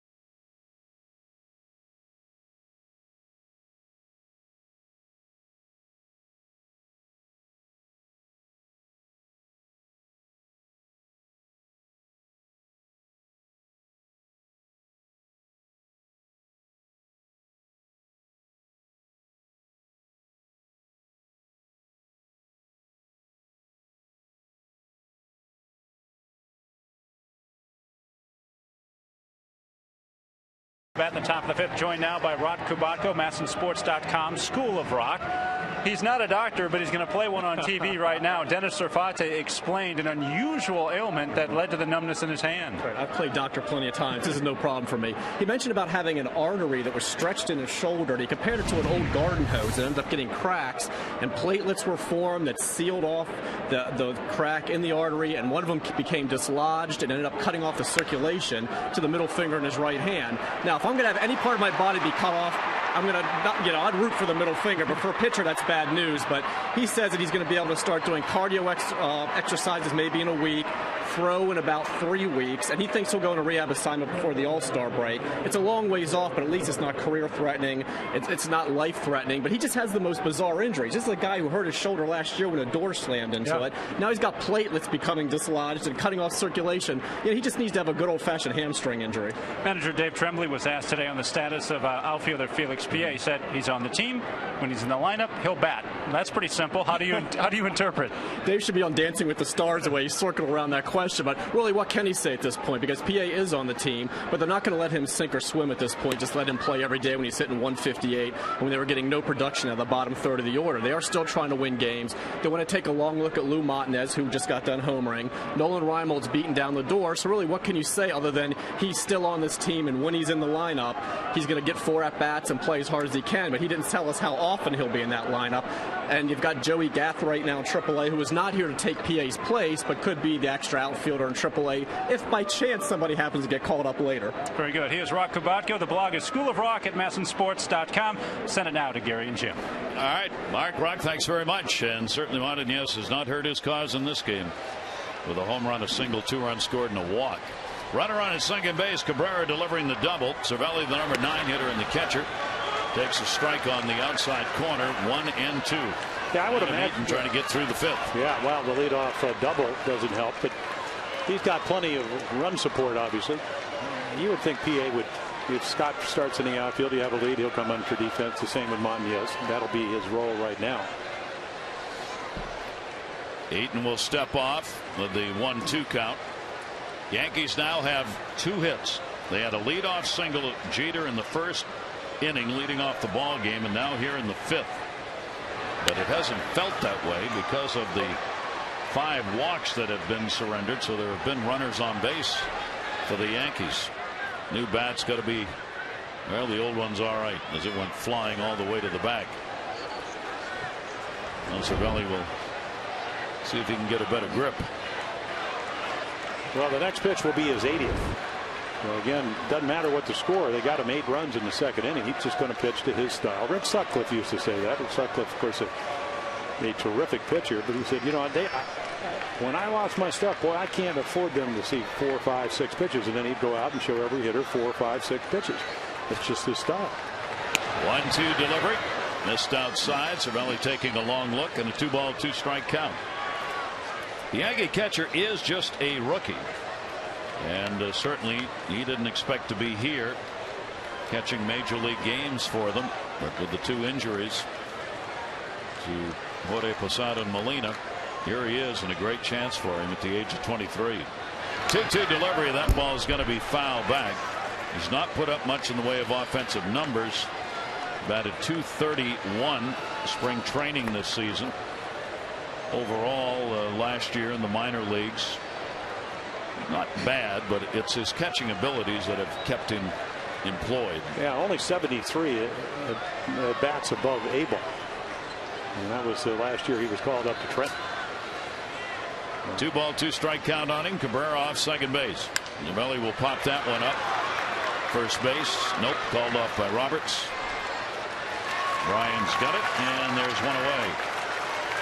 On Wednesday, June 17, the first 25,000 fans 15 and over at the Orioles Mets game here at Camden Yards are going to receive an Adam Jones bobblehead. This unique bobblehead features Adam leaping for a catch against the center field wall while blowing a bubble. And that's going to be a big hit by the fans. That's a unique one. You can get your tickets in advance, 888-848-BIRD or Orioles.com. And those of you who watch know that Adam blows bubbles when he hits, when he fields, when he runs, when he slides. There are usually bubbles being blown, so an appropriate bobblehead. Derek Jeter outside for a ball. Jeter's walked and singled.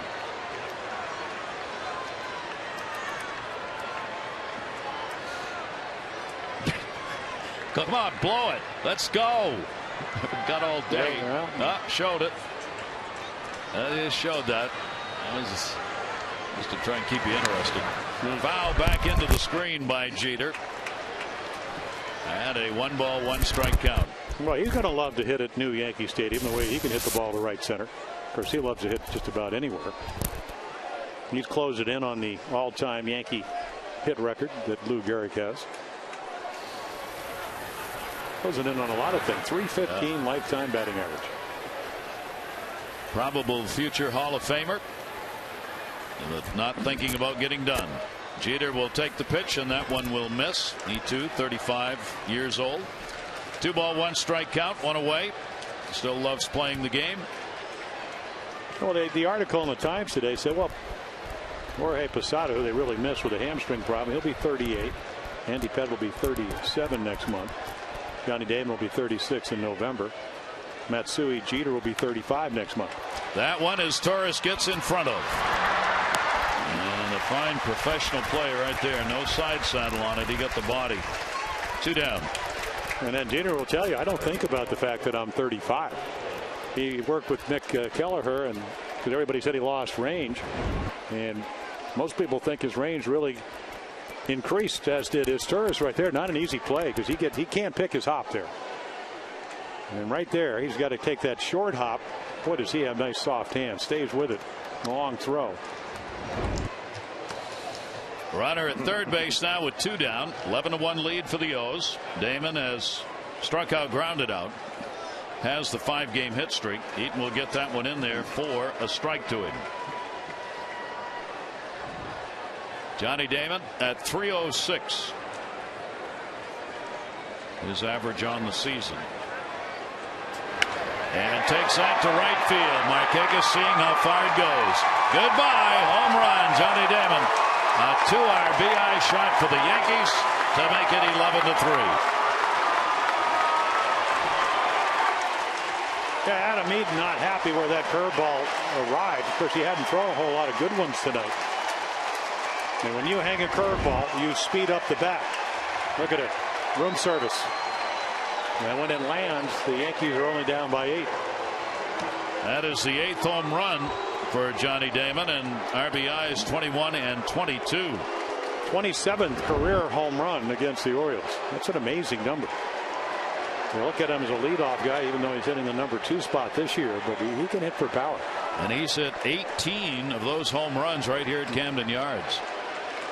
Here is Mark Teixeira. Takes it inside. Teixeira's walk scored and popped out, hitting at 190. 3 runs, 3 hits now for the Yankees. 11 runs, 12 hits for the O's. That'll be fouled away. Seldom will you see such a struggle by a starting pitcher in a ball game where he has a 9-0 lead, trying to get to the point of where he can be the pitcher of record. But Gary, that pitch right there was 91, and you can look at the pitch total right there. He doesn't want to throw 91. He doesn't want to be aggressive early on. Now, I'm going to cut it. I'm going to sink it. I'm going to do this, and then the count's going to be 2-1. Hitters counts. It's just pitching backwards. And Chad Moeller said, who's the Orioles backup catcher, he said he needs to establish his fastball, and he's just reluctant to do it. And that one is drilled. Teixeira's got one way back. Goodbye home run. Back-to-back homers. It's 11-4.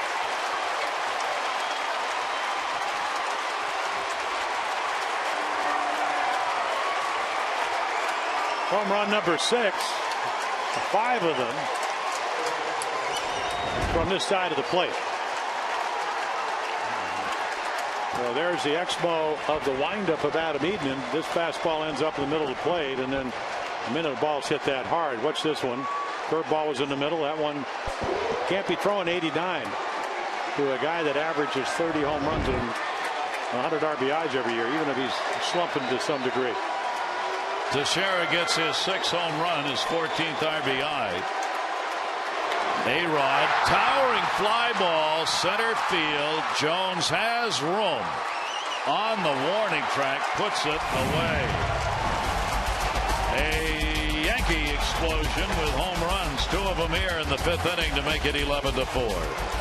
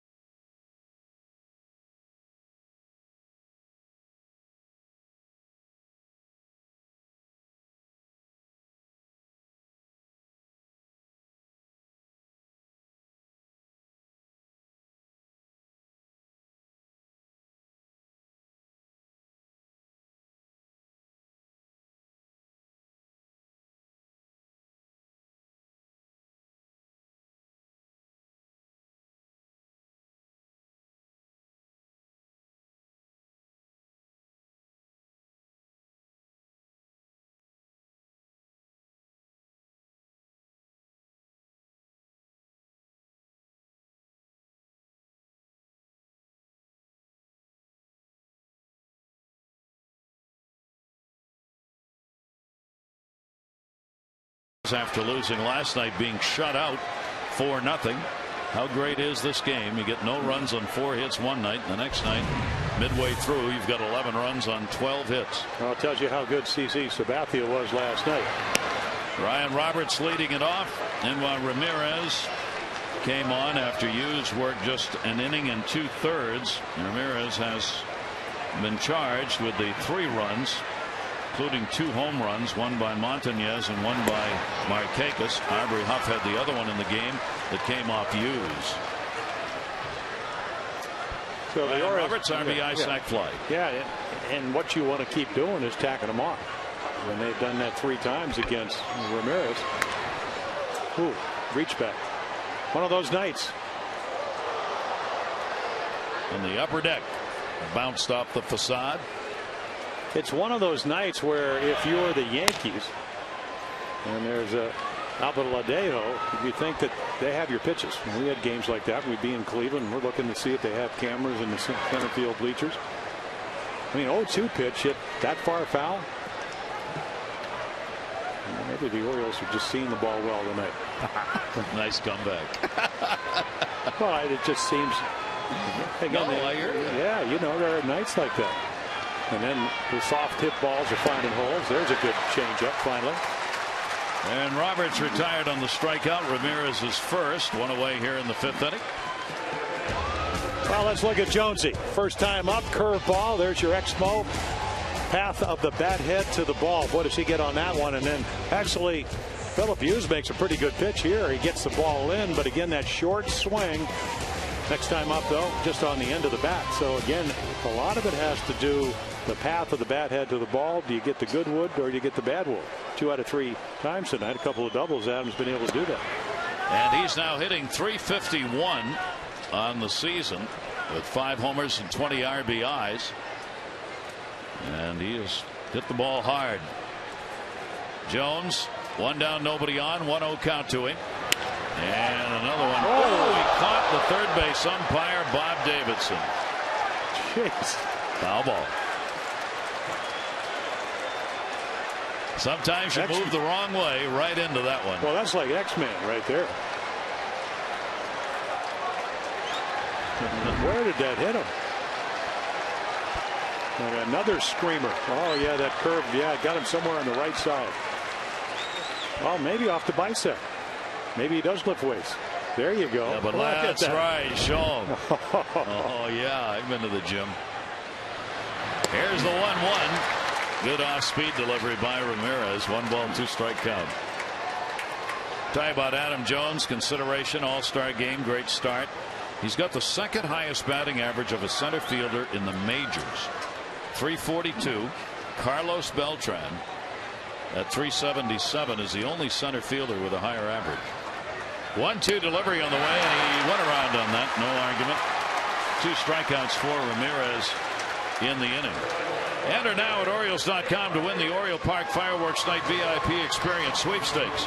One lucky winner is going to get 4 VIP seats. It's an Orioles-Tigers game, Friday, May 29, first fireworks night. You'll get VIP parking, passes to watch BP on the field. All you got to do is enter. Visit Orioles.com today. Good luck. Fireworks tonight, 11 runs, 12 hits for the O's. Down to first. Teixeira's got the Markakis ground ball, and Ramirez retires the side in order. Orioles on top as we've completed 5, 11-4.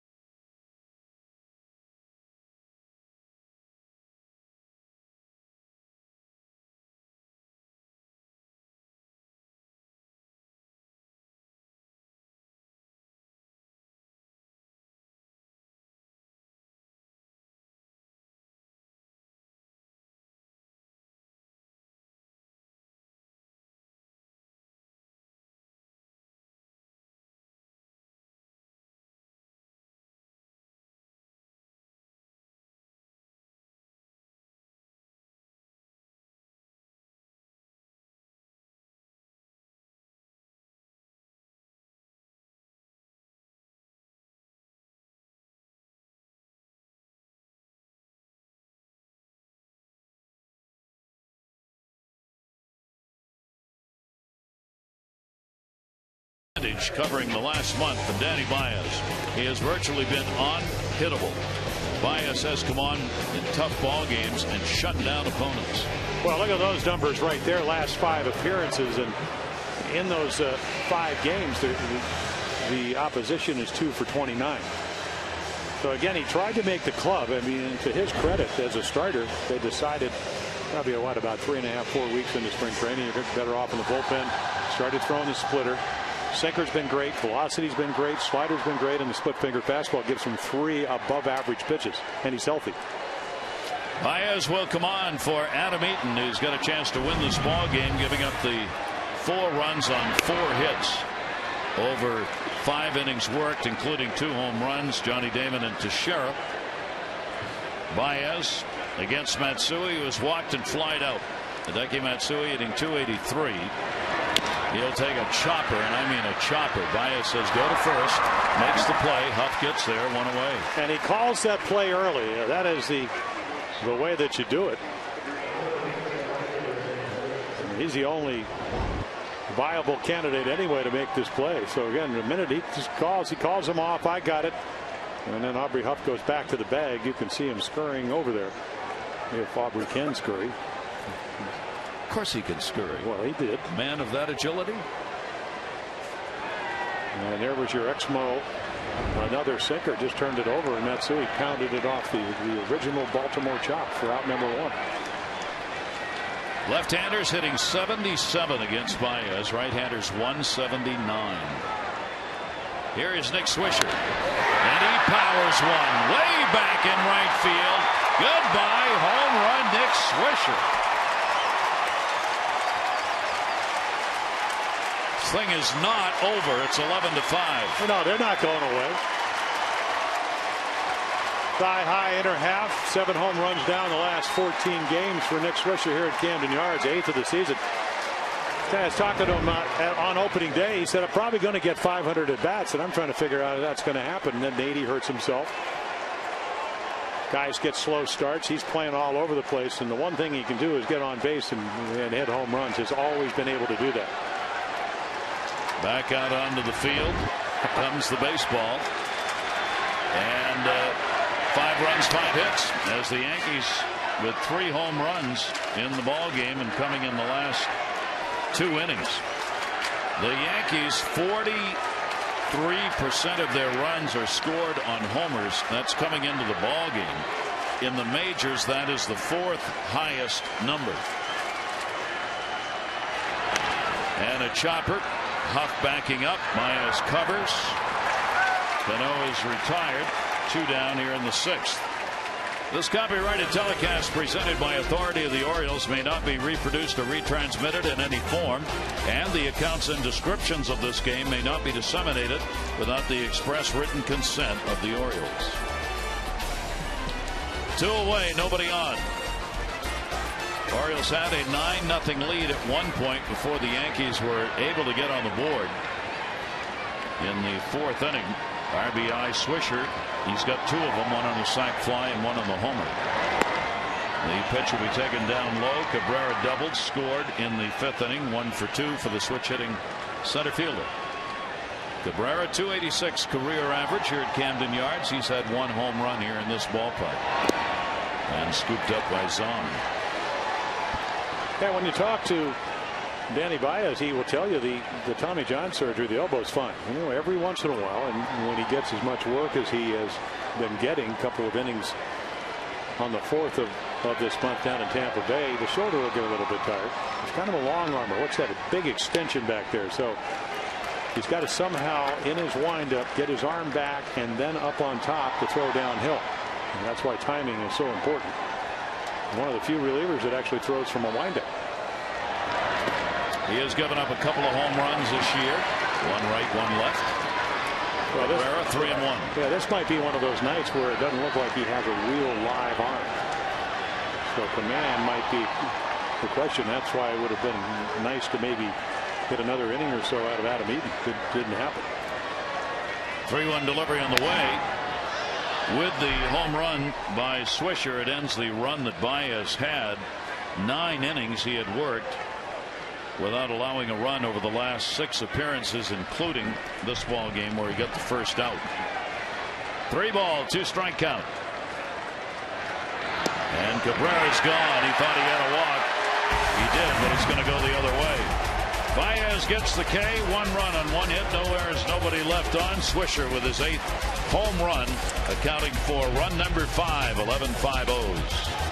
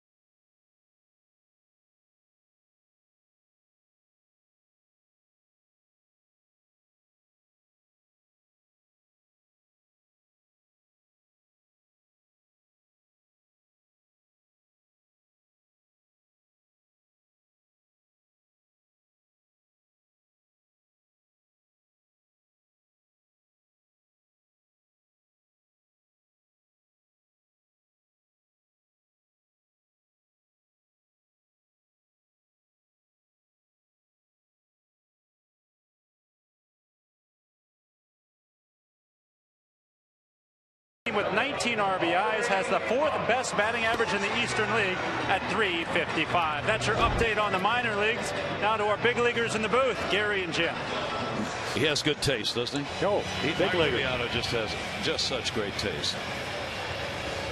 Lies a little, but hey, yeah, still good taste. Abeladeo is coming in. And you can see the ERA higher than he once again. Well, walks good. Again, you come in, and that's, again, a lot of times you come in with inherited runners. That's how they judge the middle relievers. Aubrey Huff leading it off. He'll take the pitch for a strike. Aubrey Huff, big damage in the 2nd inning. Actually going to hit a pretty good curveball. It's down, but he goes down and gets it. I always tell you about lefties being good low ball hitters. He golfs that one out of here. Big 3-run home run. 5 home runs on the season. This one goes to Jeter at short. Abeladeo gets the out on Huff, 1 away here in the 6th inning. Ramirez went 3 1/3, 3 runs, 4 hits, no walks and a strikeout in relief of Hughes. The starter lasted only an inning and 2/3, gave up 8 runs on 8 hits. Big house on hand here at Camden Yards tonight. And a ball game with all kinds of activity. 11-5, Orioles lead it. Melvin Morris had an 0 for 3 tonight, an 0 for 7 so far in the series.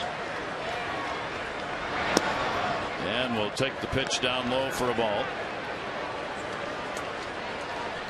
Abeladeo is 2-1 on the year. His 14th appearance.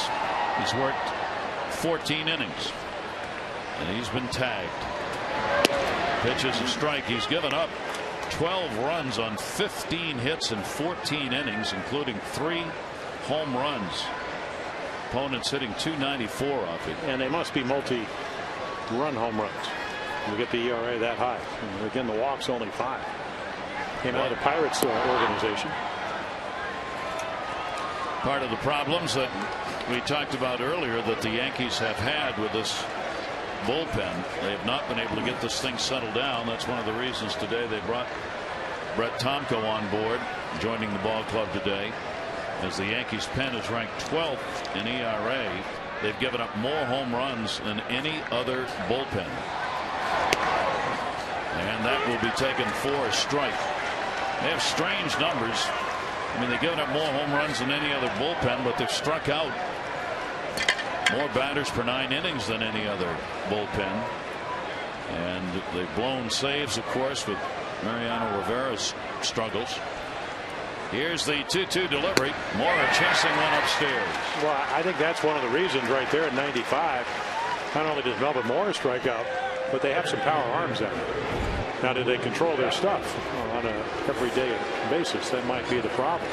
But a big guy, I mean, what does the Exmo show you how much stress your body has? I mean, what extension? That hurts all the way up here. All the way. Luke Scott coming up. Luke's trying to have a 4-for-4 day.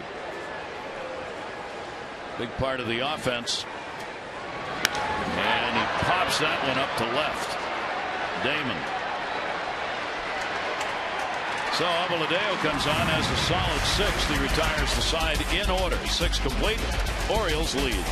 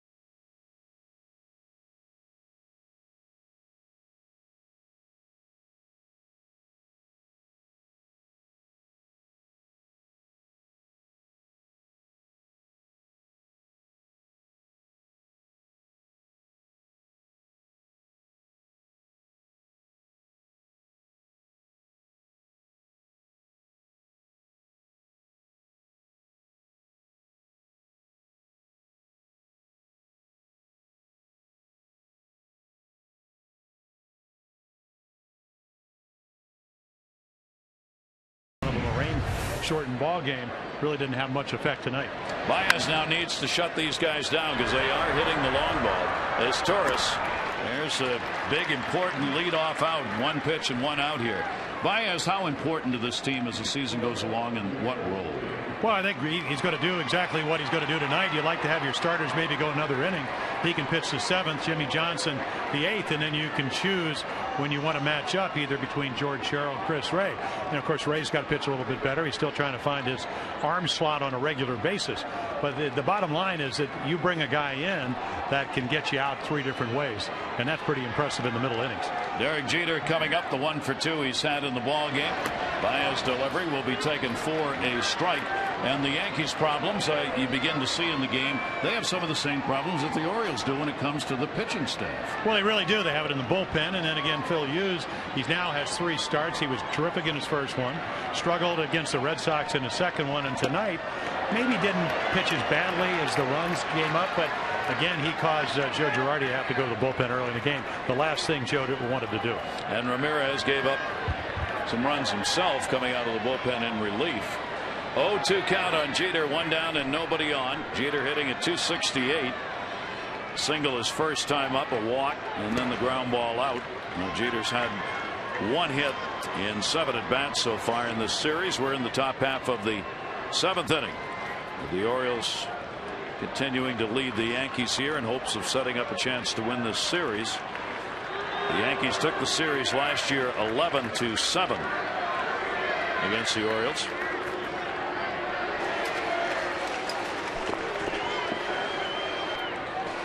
Baez and the 1-2 delivery. And Jeter, swinging and missing, is out of there. 2 down.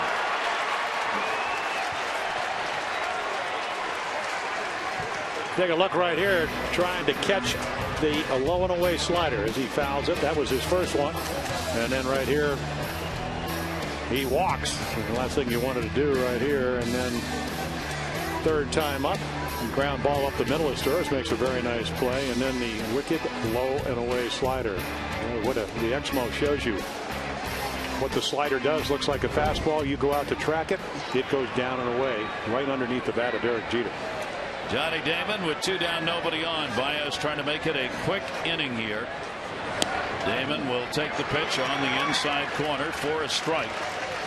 And quickly gets ahead of Damon 0-2. Damon delivered a home run, his 8th of the season, in the 5th. Mark Teixeira followed the 5th back-to-back home run series that the Yankees have had this year. And Mark Teixeira has been involved in 4 of the 5. He and Johnny Damon twice have had back-to-back home runs. Teixeira 3 times now they have. Teixeira and Swisher have also done it back-to-back. And you're seeing real good hitters looking a little funky when you have outstanding stuff on the mound. Inside to Damon, and a 1-ball 2-strike count. When you throw 95, which was the first strike to Johnny Damon, and then you have the hard slider and the splitter that looks like that fastball. That's what got him out of the last inning. Pretty tough to do a lot of damage. 1-2 delivery. He'll lash that one foul. Yankees are trying to get to 500. They have been there 5 times this season. They are 1 below 500 right now. The Orioles 12 and 18 coming in. 1-2 delivery, and again Damon fights it off. And if they don't win this ball game, and who knows how many runs they're going to put on the board. They're already 5 batting here in the 7th inning. All the writers will be saying, well, even if A-Rod's back, even if they hit, it's all about pitching, and those writers are going to be right on. It's not only the bullpen, but it's the starting pitching to get you deep enough so Joe Girardi can actually try to sequence his way through the back end of the bullpen. I think Johnny Damon fouled that one right off his foot. It was a strange cut he was trying to protect as it was riding in off him, and not sure where it got him, but wherever it got him, it hurt. Well, a couple of years ago, he hit it right off his front foot. This one, it looks like it got him right off the back foot, that left foot. So he's going to jump around. Very unusual. He stands open stance, but he can cover the outside corner. 1-2 delivery, and he's got a base hit. So Damon gets his second hit, a 2-for-4 ball game. And this ball game gets dangerously close to being close. Mark Teixeira coming up, 5th inning. Now the high fastball, Adam Eaton. Curveball to Damon, comes back with a fastball, doesn't make a good pitch. And Teixeira does what he can do. So Teixeira up again with 2 down. His 6th home run of the year, solo shot following Johnny Damon's home run. Teixeira's 5th career homer hit here at Camden Yards. Orioles have an 11-5 lead. This is an important out for Danny Baez. And the difficulty to get Mark Teixeira out, and you touched on it earlier, Gary, is that yes, he can hit home runs. Yes, his average will be up in the 280 to 290 range, but he'll also take the base on balls, and that's what they're looking for here. If he can't swing the bat, in other words, the Orioles don't make him swing the bat, he'll take the walk. With A-Rod's right behind him. And that's where Teixeira should benefit enormously, with A-Rod right behind him. And you would think right here, and as we mentioned, Baez usually with a pretty good sinker, he's going to try to throw a strike here. And I can't imagine he's going to try to trick him with a 6-run lead with Alex Rodriguez waiting on deck. Because if you walk him, all of a sudden, one swing, and this game is, what, 11-8? This is not the way you're supposed to pitch. Teixeira 4th and walks in the American League starting today. 2-0 count on him, runner at first base. He got one, grounds it to second base, played by Roberts. And Baez gets the big out. No runs, 1 hit, no errors, 1 left. 7th inning stretch time. Brought to you by Jack Daniel's Tennessee Whiskey. Please drink responsibly.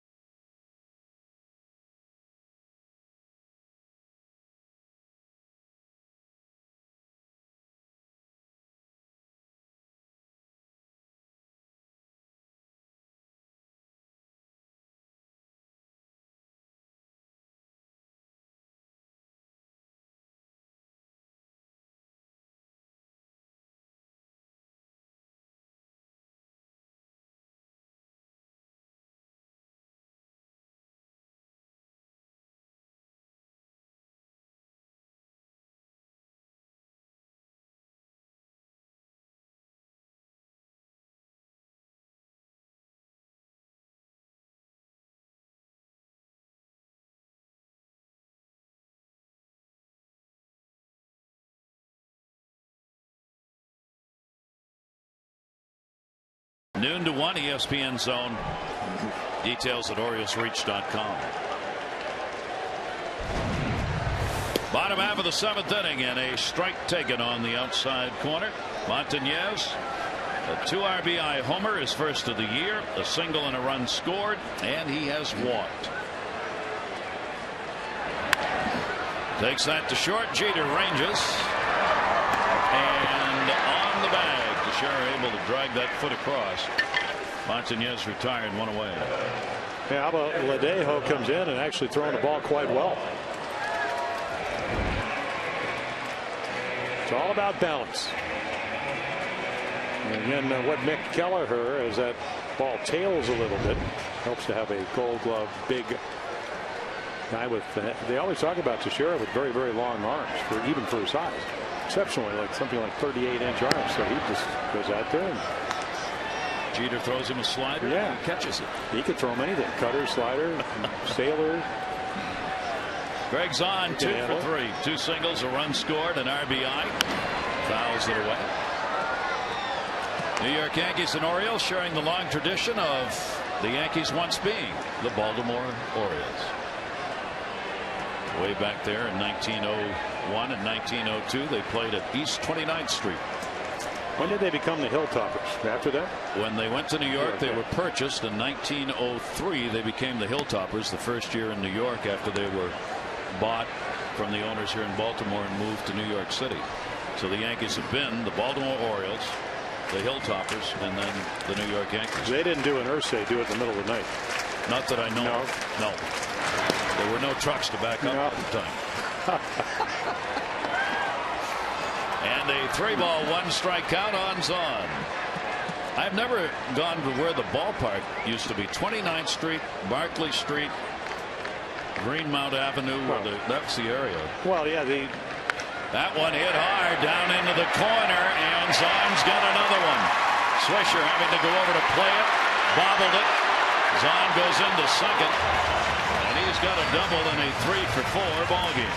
Well, we've been talking all along, and he's got a great sense of humor. Maybe a little bit better tonight with 3 hits than when he was hitting 118. I said it is hard, Craig, to hit 118. I know you're better than that, and he would just start laughing. He said it's getting close, and so again, what Zahn now? He's in the last 7 games. He's got 4 multi-hit games, and we know he can catch. I'm getting a bonus right here. 250 lifetime hitter, yeah. By adding the extra base hits, then it would not be a bad idea from the Orioles' standpoint to add a run or 2. The way this game has gone, it's 11-5. Montañez, or rather it's Torres, sorry. I was going to say Montañez has had the homer, the single, the walk. Zahn has had 2 singles, a double. As Torres has had hit by a pitch, stolen base, and a run scored. And if you move one more up into the 6th hole, Luke Scott has gone 3-for-4 with 3 runs scored. So the bottom part of the order has really done a number. The top part of the order got in it in the big 2nd inning on the 3-run homer by Huff, bringing in Jones and Markakis. A couple of runs scored, one on a wild pitch, one on an error. As the Orioles get 8 runs on 8 hits in the 2nd inning off the starter Phil Hughes. 1-1 delivery on the way. Ground ball back to the mound. Runner going. There's nobody at third. A-Rod says throw it over there. Yeah, I'm not over there. Throw it to me. Of course, he's playing way off the line. One thing about Cesar Izturis, even early on, they play him back. So maybe working on your bunting will bring the defense in. Easier to hit it by somebody. But Albert Ladejo, once again, he does an awfully good pitch. He's right here. He's saying, I got the runner. And nope, nobody there. Of course, Alex Rodriguez is pointing to first base. Alex points to first. That's where you throw it. Throw it there. There are 2 down. Top of the order, Brian Roberts. Sac fly RBI, 0-for-3. Bryant hitting .296.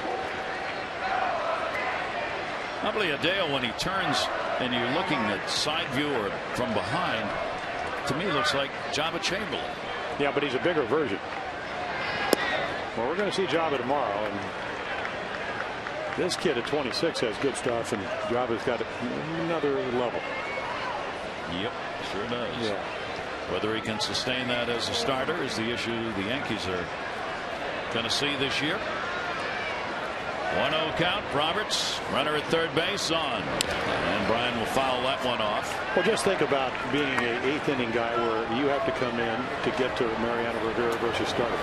Starting, you have to, and he did it in his last game.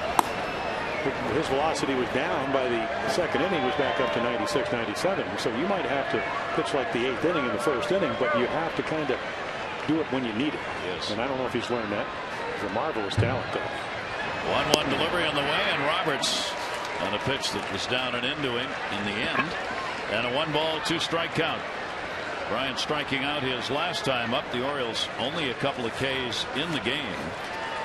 And they have drawn just 2 walks, both of those coming off U's.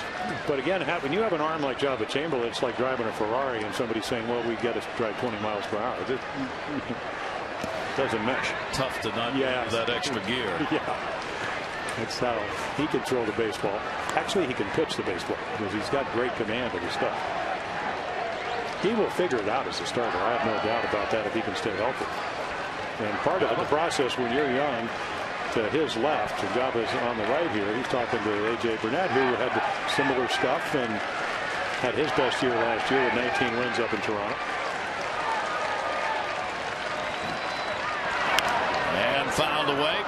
Keeps the at-bat alive. 2-2. Signed on at third base with 2 down. Roberts trying to pick up the RBI. He's got 12 of them on the year. Orioles have the 11-5 lead, but certainly wouldn't mind adding to it. Dave Tremblay's ball club, big offensive output early. Tomorrow afternoon, 1:35 first pitch for Game 3. Monday will be an off day, and then Tampa Bay will be coming in for 2 games. Tampa Bay walloped Boston today, 14-5. The final score there. Toronto got their win over Oakland, 6-4 today. Here's the 2-2 delivery, and Roberts again will fight it back. It stays at 2-2. Well, the American League East, which is arguably the best division in baseball by a mile, has gotten even better with Toronto playing the way they are, with all the offense. So Joe Girardi, he's supposed to be one of the halves. Don't want to be a half now. But now I think everybody's finding that it's difficult to beat the teams here on a regular basis because they all do a lot of things pretty well.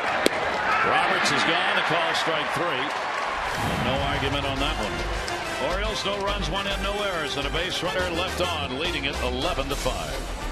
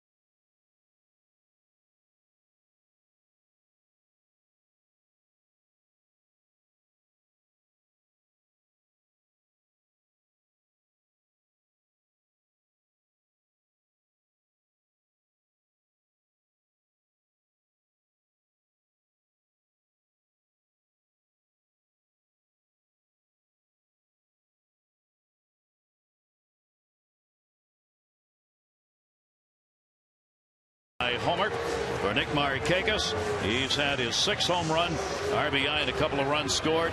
Lou Montañez, a big night as he's had his 1st home run, 2 RBIs, and 2 runs scored. Text in your vote, A, B, or C, 518-62. A-Rod stands in, 0 for 2 and a walk in the ballgame. Baez pitched to him.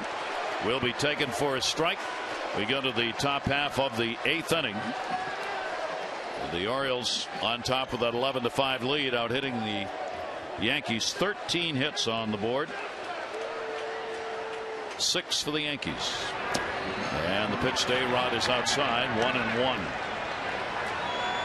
Rodriguez 3 for 15 lifetime off Danny Baez. A-Rod's second ball game of the year. Grounded to short is Torres. 1 down. Well, unless you really go back and look at Danny Baez, when the Orioles got him, he had some elbow problems. But when we were down in Tampa, when he was coming in, I'm realizing, he had 30 and 41 saves in back-to-back years. He was real good. And Dave Tremblay got to be very, very pleased. Matsui, Jamie Walker, the left-handed specialist. Matsui 2 for 8. So Baez comes in and does exactly what you want him to do. Walker goes an inning and a third, gives up just 1 hit and strikes out 2. Jamie Walker will face Matsui.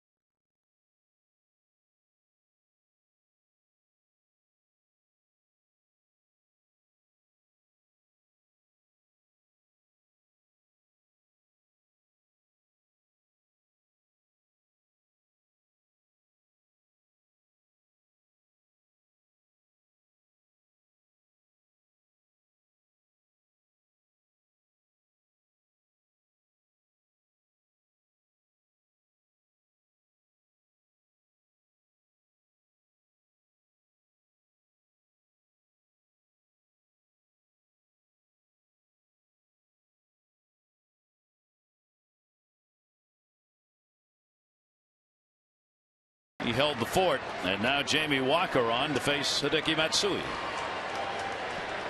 Matsui 0 for 2 and a walk. Yeah, lefty's 4 for 10 this year. But that may a bubble. That would have made it 4 for 11. Jamie came in against the Twins the other night, retired the only batter, and that's pretty much the way he's used. Now retired 2 of the first 5 first hitters he's faced, but again very deceptive, kind of steps across his body and then tries to catch this ball in fair territory. When it's hit that slowly, take the out if you can. Unable to do it. 1 strike count on Matsui. Swisher, switch hitter, and then Cano, the left-hander, in the lineup for the Yankees. 1 down here in the 8th inning.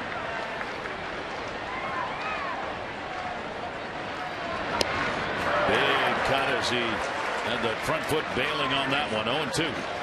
Well, we're always taught, whether it's your slider, you want to stay on top of it. Mike Cuellar, who had some marvelous years for the Orioles throughout the first pitch, Cy Young Award winner in 1969, worked with Jamie Walker in spring training this year. Try to stay on top of your stuff. Stay more on top of your slider. That was a good one right there.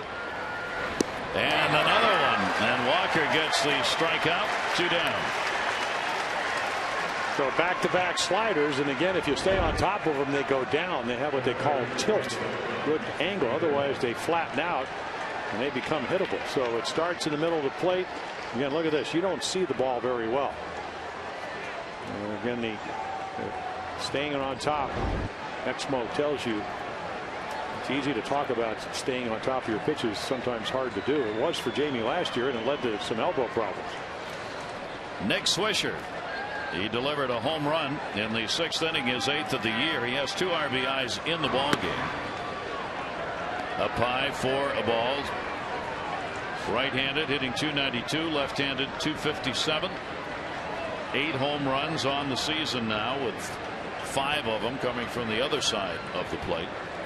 Here's the 1-0 delivery, and that is in there for a strike. 2 down, nobody on, 8th inning. You can see from the radar gun, not a hard throw. It's about guile and deception, movement, location for Jamie Walker. Swisher started. It's a strike anyway. And he's behind on the count to Walker.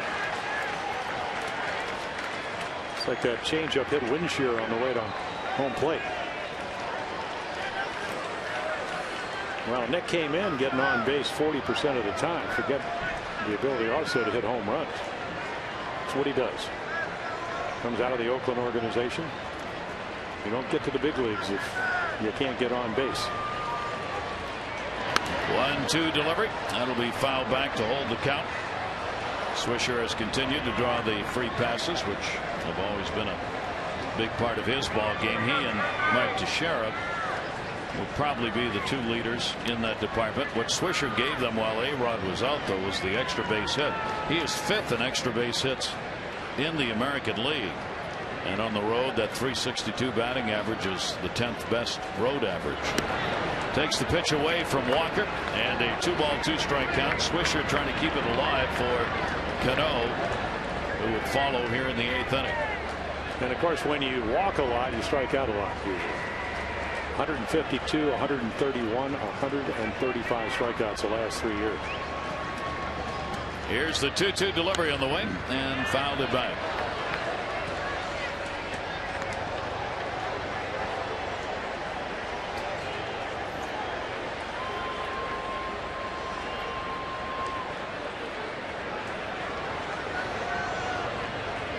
Walker with no record, just that 1.80 earned run average. The specialty pitchers come on to get lefties out primarily, being asked to go the inning here. Way inside will take the count full. 3-2 on Swisher. At the moment, nobody up in the Oriole bullpen. Pretty good average right there. 350, 3-2. That's hitting with 2 strikes. What an amazing number. 3-2 delivery will be fouled off. It will stay at 3-2 to Swisher. And I think the mindset, and when you talk to Nick, he says, listen, I don't want to be swinging at pitches other than the ones I want to swing at until I get the 2 strikes. So you work the count. You look for pitches until you get to 2 strikes, because you don't have to swing until you get there. 3-2, and will it be fair? Will it be foul? It is a foul ball. Well, that's a tough call, because the ball, I mean, eventually would hook. Bob Davidson already took one off the number. Line drive off his right bicep. I mean, this ball is pulverized. And then it ends up hooking foul. Looked like he was going to get up so high up, there would have been a tough call over that foul pole. 3-2 delivery, and he's gone. So Walker comes on, gets 2 strikeouts here in the 8th inning, and protecting the lead, the Orioles up over the Yankees.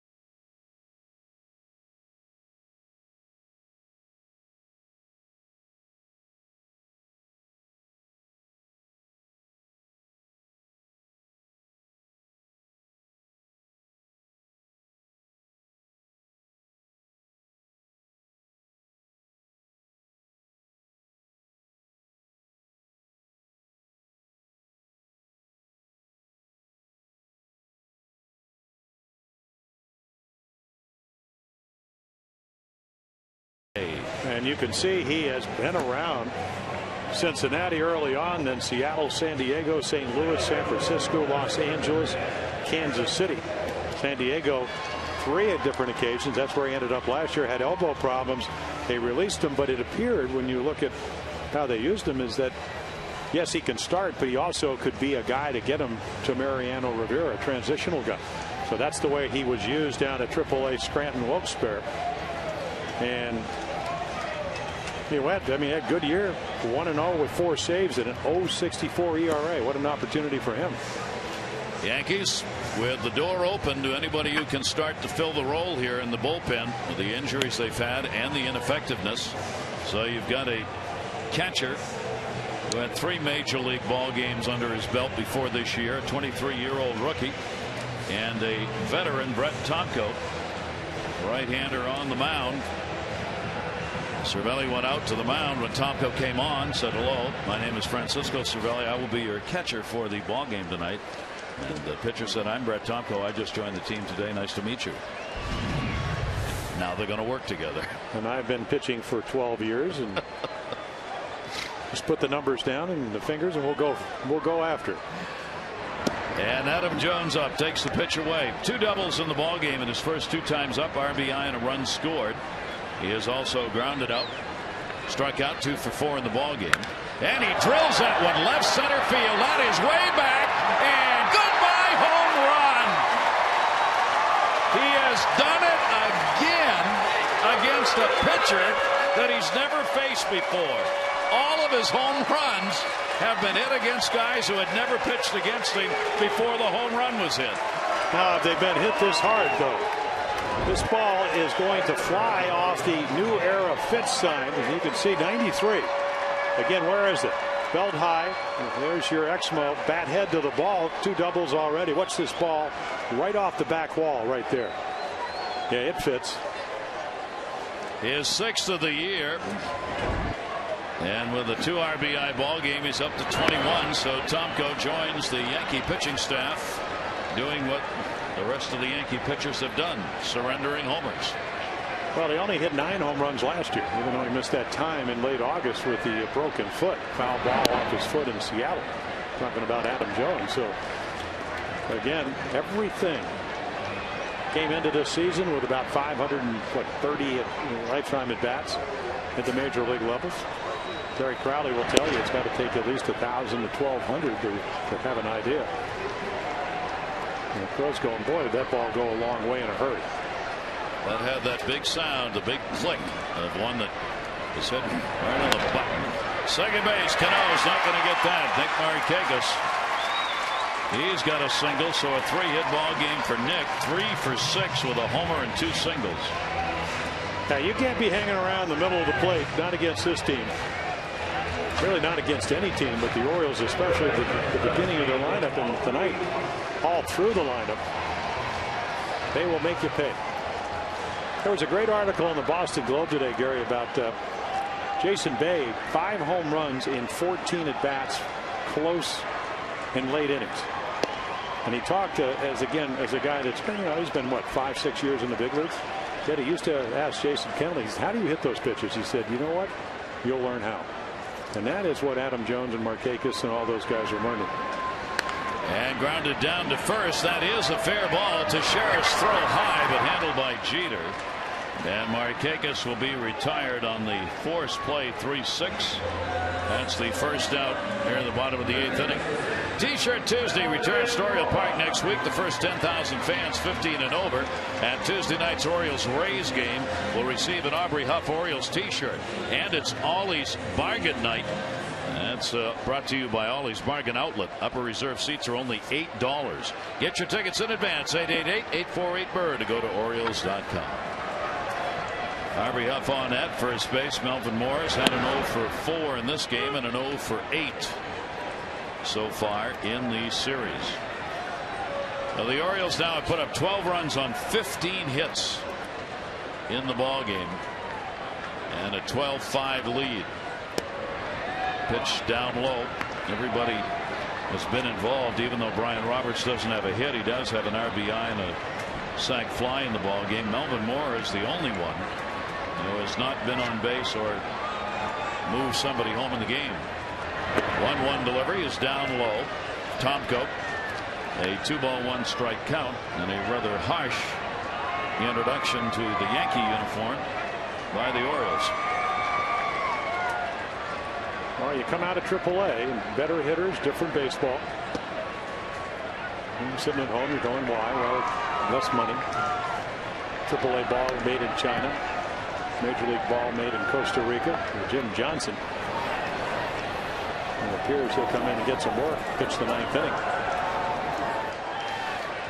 Melvin Mora trying to get into the hit mix here. 3-1 delivery to him, and he will. Base hit into right field. Swisher up. Huff stops at second base.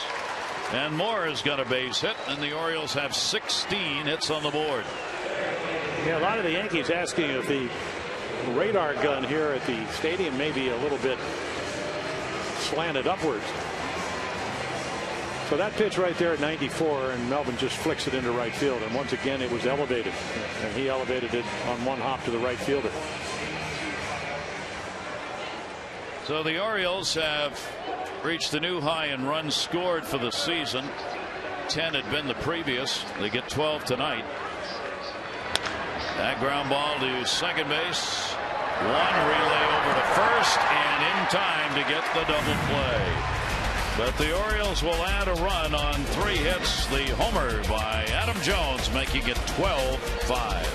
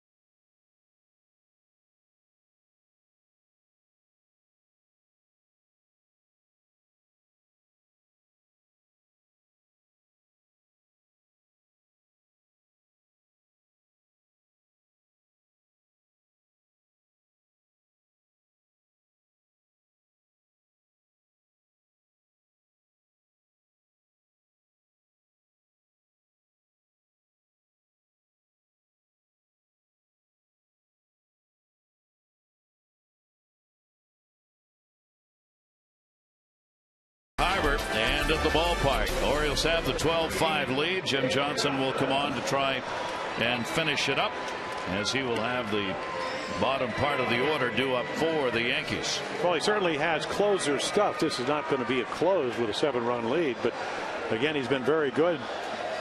Very much like last year, he's only allowed a run in 2 of the 12 appearances. Only 1 earned run in his last 10 games over 10 innings pitched. So again, the sinker, the hard curveball, occasional changeup. Rick Kranitz working on his windup. He has a tendency to lean a little bit to this side right here, and then he loses his directness. But again, at about 6'5", great sinker.